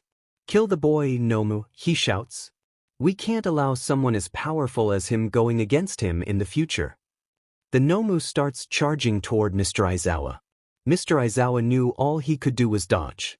He might as well have been a fly to the 𝐻𝐻𝐻 with how easily he could get crushed by it. Plus, he had no means of really damaging the 𝐻𝐻𝐻 anyway. Just as the 𝐻𝐻𝐻 was about to come within punching distance of the hero, ice suddenly erupts out of the ground, trapping it in place. Mr. Aizawa turns to see Todoroki behind him, the left half of his body wrapped in ice and his right hand raised with his palm facing the 𝐻𝐻𝐻. A blur of orange whizzes right past him. Mr. Aizawa turns to see Katsuki dashing past him and right up to the 𝐻𝐻𝐻. Die! He shouts, releasing a huge explosion. The explosion destroys Todoroki's ice and makes the 𝐻𝐻𝐻 stagger back a little, but it seems unaffected otherwise. Todoroki summons more ice, but this time, the 𝐻𝐻𝐻 punches the ground, making the earth shake and destroying all the ice. Once the earth stops shaking, Todoroki and Katsuki prepare to attack again, but Mr. Aizawa holds up a hand. Don't waste your energy, he says. No matter how hard you attack, none of us are powerful enough to damage the 𝐻𝐻𝐻. All we can do right now is hope reinforcements come in time. Mr. Aizawa reverts his gaze for just a second to look around. 𝐒𝐮𝐦𝐦𝐚𝐫𝐲 and Minor Mineta, the frog girl and the pervert with the sticky dark purple ball on his head were on a ship surrounded by a bunch of villains in the shipwreck zone. Yaoyorozu, Jiro, and Kaminari seemed to be struggling against the horde of villains surrounding them in the mountain zone, but none of them were visibly injured. There were ice sculptures of villains in the landslide zone, the result of Todoroki's wrath. Katsuki and Kirishima were circling the Nomu and the light blue-haired villain, having left unconscious bodies behind them in the ruin zone. Tokoyami and Koji, mostly Tokoyami, were still fighting off villains in the windstorm zone, but they were holding their own and none had any visible injuries. Todoroki summons more ice around the Nomu, but it easily breaks through it charges towards Mr. Aizawa, or more precisely, the boy in his arms. Bakugo! Mr. Aizawa shouts, looping a sash around Izuku's waist. It's after Izuku. Don't let it get to him. Mr. Aizawa then w's the sash outward and towards Katsuki, who catches Izuku and hoists him onto his back. Useless duplicate, Katsuki hisses. Out of all of us, you're the only one who got knocked out. You'd better wake up and stop being such a useless burden. As expected, the Nomu turned from Mr. Aizawa and towards Katsuki. It lets out a loud screech before barreling towards Katsuki. Suddenly, ice rises from the ground right underneath it, trapping its feet. Kicking, it easily breaks through the ice, but that gives Mr. Aizawa enough time to lash out at the Nomu with his sashes and pull back on its arms. The Nomu screeches as it attempts to wrestle against the pro-hero pulling back on its arms. Mr. Aizawa grunts in effort, barely able to hold the Nomu back. Run, Bakugo! Mr. Aizawa manages to shout. Bakugo turns on his heel and starts running away from the Nomu and towards Kirishima. Meanwhile, the Nomu breaks free from Mr. Aizawa. After swatting the pro-hero into the air like a fly, it barrels towards Katsuki. Kirishima moves to stand in front of Katsuki, activating his quirk and hardening his body. When the Nomu throws a punch at him, he brings his hardened arms up, but that does little to nullify the strength of the punch. He manages to hold his ground for a second, but then gets blown backward. The Nomu continues charging towards Katsuki, who drops Izuku onto the ground and brings a hand into so as to release an explosion. Right before he could trigger it though, something drops from the sky and slams the Nomu into the ground right in front of Katsuki, who jumps back in surprise. Do not worry, children. All Might shouts, wrestling the Nomu into the ground. Everything is fine now, for I am here. God damn it, Yoru, this is the 8th time. Jet shouts. Will you shut up? Yoru shoots back. This place is way too big and I don't have Spark's specific location. They had come out of a portal right in front of the entrance exam grounds, which was completely silent. Jet's, Yoru's, and Phoenix's comms all confirmed that Spark was nowhere near the area they had landed in. Way too big, Yoru repeats, closing his comms menu and looking around. This makes HQ look like a playground. Stop making up excuses. Jet shouts. Spark's life points drop to 20. Hurry up and find him. It'd be nice if you stopped being a little bee and actually helped. Yoru shouts back. Guys. Phoenix practically growls. 1. The next time the two of you start arguing, I'll be playing eeny meeny miny mo for who gets shot. 2. Look over there. Jet and Yoru looked to the direction Phoenix was pointing at. In that direction, a large dome had a hole on it with air visibly pouring out of that hole. What about it? Yoru says. Take a closer look, Yoru, Jet says. Does the shape of the roof ring any bells? Yoru squints his eyes at it, but then shakes his head. You've never seen a dome before. Jet asks in disbelief. That's a dome. Yoru asks. Kill me already, she mutters to himself. Yoru, it would have been nice to point out that you've never seen a dome before we went on this goose chase. Okay, I'll be taking y'all right over to there immediately, Yoru says, ripping open a dark blue portal. Hop in and prepare for combat. All Might punches the Nomu, their fists colliding. The earth around the two of them rumbles and cracks as massive shockwaves knock the students watching around backward and away from Central Plaza. Though the two of them seem to be of equal strength, the Nomu's fist jerks forward, sending All Might flying backwards. All Might flips in the air and lands on his feet, preparing to defend himself from the Nomu's next attack. It was apparent how much weaker he was compared to before his fight with the greatest villain in the world. By now, if he had his original power, he might have already taken down the Nomu. Now, though, it seemed that the Nomu was more powerful than him. Not by much, but by just enough to defeat All Might. The light blue-haired villain standing behind the Nomu laughs. Mr. was right, he says. All Might really did get weaker after all. Nomu, finish him off. The Nomu then stomps a foot on the ground, launching itself high into the air, directing a fist towards All Might and leaving a small crater in the ground beneath it. Mr. Izuku watched in fear as it was apparent the Nomu was overpowering even All Might. As he watched it launch itself into the air, he wondered how it suddenly got so powerful. Before, when it was fighting Izuku, when it dashed towards him or when it attempted to stomp the ground near or on him, it wasn't as powerful. Could it have been holding back? Maybe playing around with him? No, Mr. Izuku observed that the Nomu fought like an animal. Though it had supernatural strength and speed, it still had bestial instincts, defending itself against every attack, no matter how inconsequential, or taking every visible opportunity to attack. It didn't fight logically, like a human would. That left one other possibility. A berserker like Quirk, Mr. Izuku says, making Todoroki and Katsuki beside him turn to their teacher. On the dot, a loud voice booms as the shadow with glowing yellow eyes from before floats back to behind Mr. Izuku. Despite its appearance, Nomu is the body of a deceased human, brought back to life and biologically modified to hold multiple quirks. I'm sure you've already observed regeneration and super strength.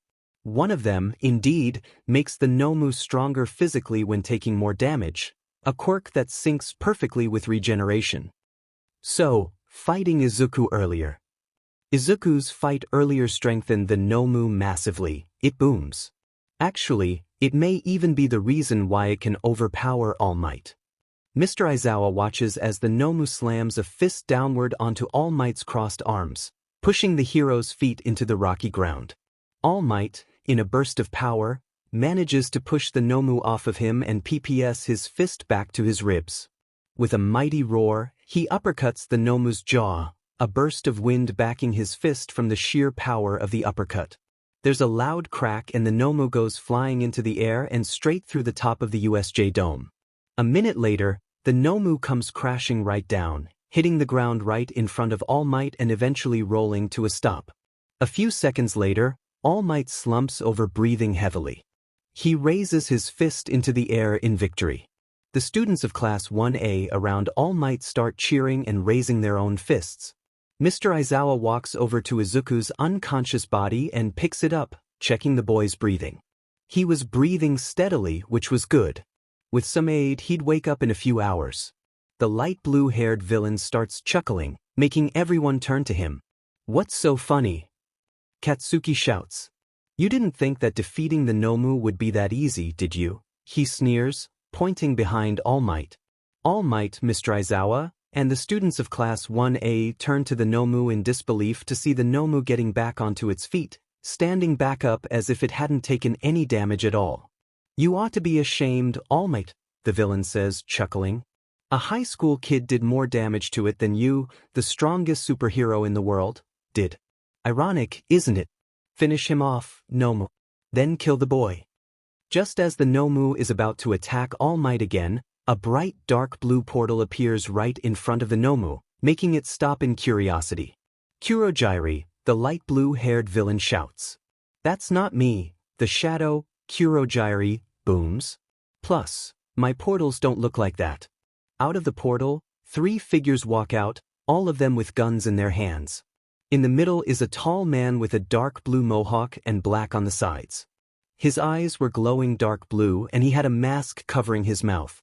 He was wearing a dark blue vest and black cargo briefs. To his left was an African-American man somewhere in his early 30s. He had black hair with light orange at the tips and was wearing an unzipped white designer coat with a black t-shirt underneath. To his right was a woman, also in her early 30s. She was wearing a sleeveless light blue vest and a pair of black jeans with throwing knives strapped to a tool belt around her waist. The woman nudges the blue-haired man with her elbow and nods her to Izuku's direction. He just nods his head and points at one of the students and traces an air circle with his finger without breaking his gaze from the woman's. Yo, teacher man, tell your students to give us some space, she says. Who are you? Mr. Izuku asks. And how do you know I'm a teacher? To both questions, does it matter? She says. Now do it. Mr. Izawa tells his students to back away from the central plaza. They all silently comply, warily keeping an eye on the three newcomers. More heroes? The light blue-haired villain asks. No, none of them look like they're from around here. Probably just a bunch of nobodies. Kill them all, Nomu, then finish off All Might. Yo gee, don't expect us to be weak just 'cause we're nobodies, the African-American man says, aiming his gun at the Nomu. Light it's but up, the white-haired woman shouts. Raise, I swear to everything beyond this earth, you are never entering my lab ever again. Killjoy basically screams. Oh, come on KJ, we were just having some fun. Raise says. Will you miscreants keep it down? Omen growls, his voice low and dangerous. Killjoy and Raise both ignore him as they usually do when Omen tells them to be quiet. Normally, I wouldn't care, but you just blew up a whole batch of my prototype alarm bots.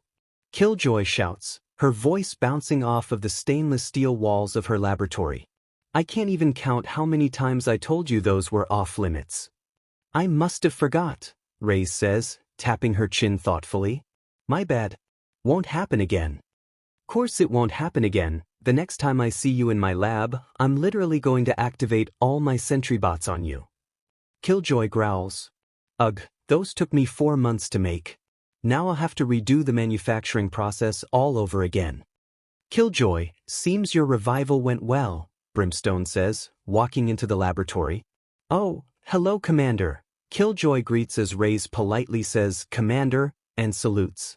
Yes, my revival went absolutely splendid. I can see that, Brimstone says. I can practically hear you shouting from the end of the hallway. Apologize for that, Commander, Killjoy says, shooting a glare at Raise, who reverts her gaze, whistles and twiddles her thumbs. Anyway, to what do I owe the pleasure of this visit? Come with me, Brimstone says.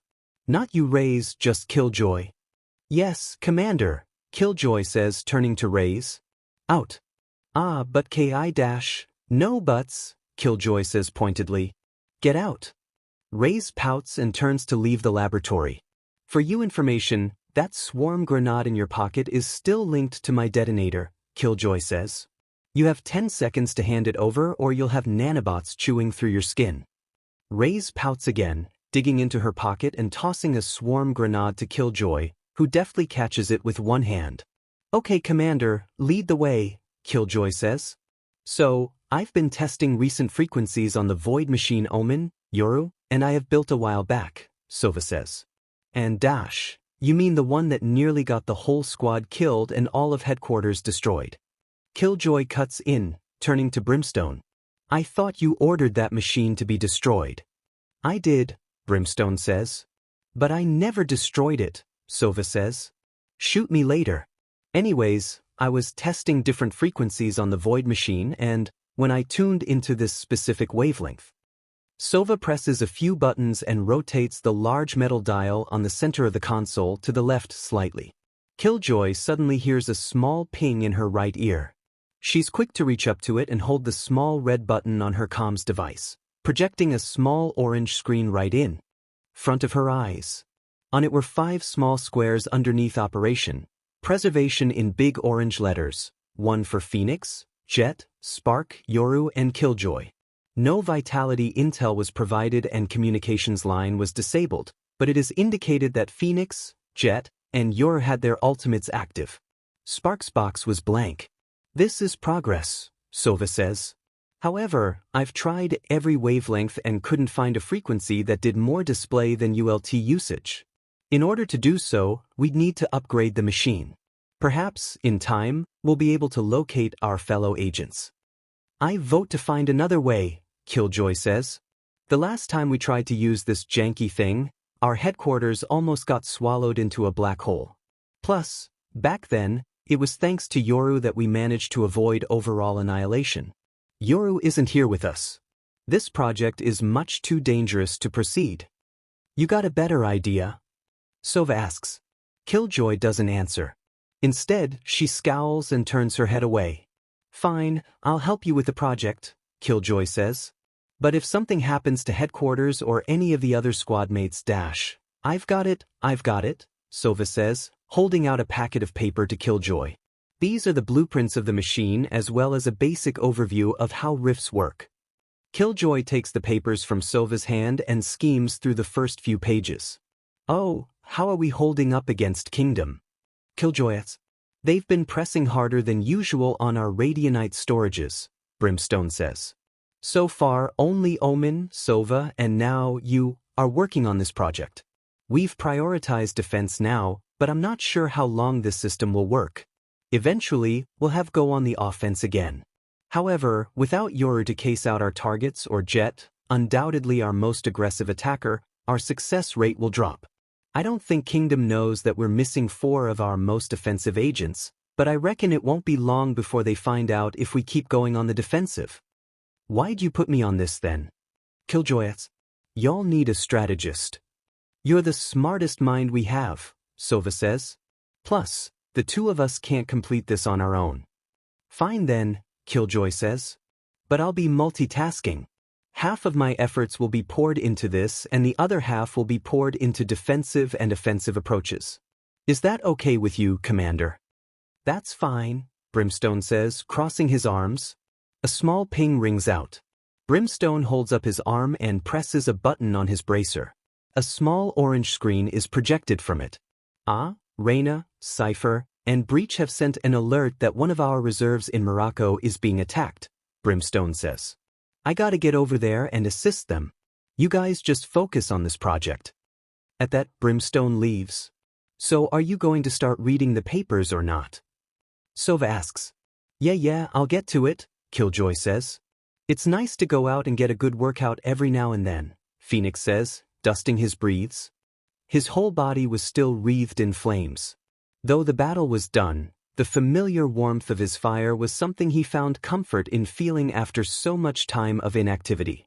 He was a tough one, Jet says, slowly descending and landing on the ground. Wind was still circling around her feet. That's good though. The tough ones are always more fun to kill. You guys took it on too high of a scale, Yoru says, walking over to the 2. Y'all almost burned the children. It's their fault they chose to stand so close, Jet says nonchalantly. It's on them if they get burned. Chill, Jet, they're children, Yoru says. All Might was still watching the 3 of them in amazement. He had known Endeavor for a pretty long time. His second highest hero ranking place was not an undeserved spot. His bright, white-hot flames were known to heavily overwhelm anybody standing in his way. All Might had yet to even see Endeavor at his full power, as there was nobody who could push him that far. He didn't know who these 2 were, but he had never seen flames so massive, not even from Endeavor. Aided with wind, it was as if a firebomb had gone off, a very, very powerful firebomb. This was something news reporters would be buzzing about. A pair of nobody's who could produce flames more powerful than Endeavor's. Just as intriguing was the man who brought Fire Boy and Wind Girl into the dome. He was silently standing off to the side, his eyes glowing dark blue. Both he and the Wind Girl looked to be Japanese, but All Might couldn't discern the nationality of the fire user. Could they be new heroes? You think it'll regenerate from this? Phoenix asks. Jet turns to the burning, melted pile that was once Nomu. The fire was so hot that the Nomu, which could so easily regenerate off of gunshot wounds to its brain, melted under the intense heat of it. Who are these people? Even if it could regenerate from this, it'll just be a pile of slop, Jet says. Then we'll burn it again. Nomu, the light blue-haired villain shouts. No, All Might is so weak at this moment. If we attack now, we might be able to kill him, 𝐒𝐿joy says. I doubt he could crush a rock at his current strength. The villain and 𝐒𝐿joy both launch themselves towards All Might. Suddenly, gunfire peppers the ground right in front of the villain, making him stop. He looks to the entrance of the dome to see a cluster of pro-heroes led by Ida. Looks like we've really lost this time, 𝐒𝐿joy says. The light blue-haired villain just growls in frustration. Not only had he failed what he came here to do, they'd lost a very valuable weapon. Warp us out of here, 𝐒𝐿joy, he says. 𝐒𝐿joy reforms into an oval portal. Before walking through it, the villain points at All Might. We might have failed now, but heed my words, he says. The next time we attack, it won't be a failure. Eraserhead lashes out to the portal with one of his sashes, but the portal disappears before latch onto anything. How's the kid? He hears someone ask from behind. He turns around to see the blue-haired guy approach him from behind. Unconscious and seriously injured, but his breathing steady, Mr. Izawa says, the tension in the air spiking as the two of them stared each other in the eyes. The stranger just nods before turning to the two other strangers he had brought in. We're bailing, he shouts. Let's go. Fireboy and Wind Girl both nod, walking over to him. Hold on, Mr. Izawa says, activating his quirk on the blue-haired man. I'm gonna need your names. The paperwork I'll have to do after I get back to the classroom calls for it, so I hope you can do me a favor and relieve me of a bit of work. I'm sure a bit more paperwork won't hurt then, the blue-haired man says, his hands glowing blue as he literally rips a hole into existence. Mr. Izawa made a mental picture of his face along with his two other companions. The portal closes up after the three of them walk through it. The identity of those three would be something that would haunt him for days to come. For now, he's just glad that none of his students, other than Izuku, got seriously hurt. Izuku flinches his head back as bullets chip away at the corner of the wall he was standing behind. Come out, little piggy. Izuku was quivering and tears were pouring out of his eyes. It was understandable that he was so scared though. After all, what child wouldn't be afraid of the killer of his parents and best friend? I know you're there. Why don't you be a good boy and come to me? The click of a revolver being reloaded. It was such a small click, but at the moment, it was louder than the crackling of thunder. Don't you want to see your mommy and daddy? I can help bring you to them. Izuku holds back a sob as he wipes furiously at the tears in his eyes. He wasn't wanting nor ready for death. He had to leave. He had to escape somehow. There you are. Say hi to mommy and daddy for me. Izuku wakes with a gasp and a cold sweat. His hand instinctively reaches over to his side, where he was expecting to feel his gun case on the top of the coffee table beside the couch he slept on. Instead, his hand came in contact with a cold, steel bar. Izuku retracts his hand. The room he was in was fairly dark, illuminated only by the soft glow of a lamp on a bed table beside him. The light provided was just enough for him to observe his surroundings. He was on what seemed like a stretcher with a pillow and a blanket, wearing a turquoise hospital gown. To his left and right were more stretchers, but they were all empty. He must be in an infirmary of some kind. On the bed table beside him and under the lamp was his light green jacket and black breaths as well as his tool belt. Underneath his stretcher was his gun case. What was he doing in an infirmary? Oh right, he got into a fight with a large, muscular birdman and probably had all of the bones in his body either fractured or broken. The Nomu had done something Izuku had never seen before, survive the party stopper. He had destroyed opponents tougher than the Nomu using the party stopper, so why hadn't a direct hit from it killed the Nomu? Oh, he probably forgot to turn the safety dial down. He probably wouldn't be in an infirmary if he had just checked to be sure that the party stopper wasn't at only 2.5% of its power. Izuku stretches his arms and legs. They all felt completely normal. What didn't feel normal, however, was the burning sensation in his ribcage area. He prodded his side gently and hissed as a bolt of pain shot through him. Probably still broken. Izuku reaches up to his ear and presses a small button on his comms device.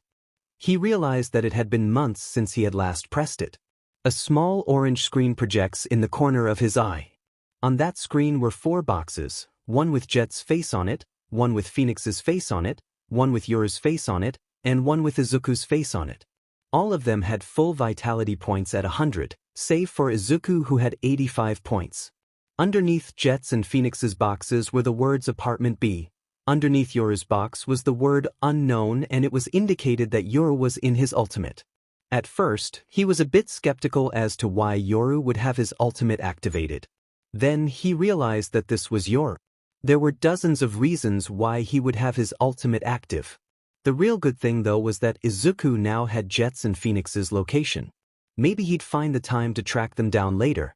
He closes the menu and turns to right to see Achiko, sleeping on an armchair beside his stretcher. She was dressed in a simple yellow t-shirt and normal jeans. Such casual attire, but she managed to look really cute in it.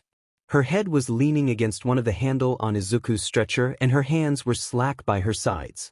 For once, excitement wasn't etched into her features and Izuku found himself admiring how cute she looked with such a tranquil expression on her face. He leans toward her and moves a strand of hair from her face, careful not to wake her. She seemed so calm in her sleep, probably enjoying a deep, dreamless slumber. Oh, how he envied her! Dreamless slumber was something he could only dream of, which would take the point out of dreamless slumber. The digital clock on the bed table had 1:37 a.m. on it in large red digital numbers and letters.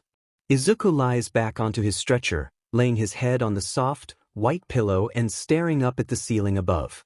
At least he could sleep well for the next 6 or so hours. He was thankful that the nightmares never struck twice. Sure, stalking a kid may count as creepy, but Yoru didn't really care much about that. Plus, it wasn't like anybody could see him. While Phoenix and Jet went back to their apartment to do whatever they're doing, Yoru chose to silently follow Spark's teacher as he brought Spark to Yue's infirmary. Yoru had a strange urge to stand there and guard the boy.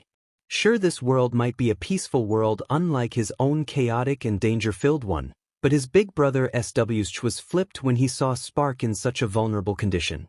At least his injuries seemed to have healed up quite nicely. Though not as good as Sage's, Recovery Girl's healing powers were very efficient. Spark was pretty much unconscious for the rest of the day. At around 6 in the afternoon, his adoptive family, the Urarakas, came in to visit. After about an hour or so, they left save for the Uraraka's daughter, the girl Yoru saw Spark with. When her parents left, Ochako looked from side to side before leaning over Spark and kissing his forehead before retracting back into her an armchair beside Spark's bed and reading a magazine.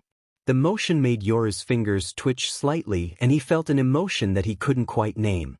Whatever it was, it made Yoru want to keep a very, very close eye on this girl.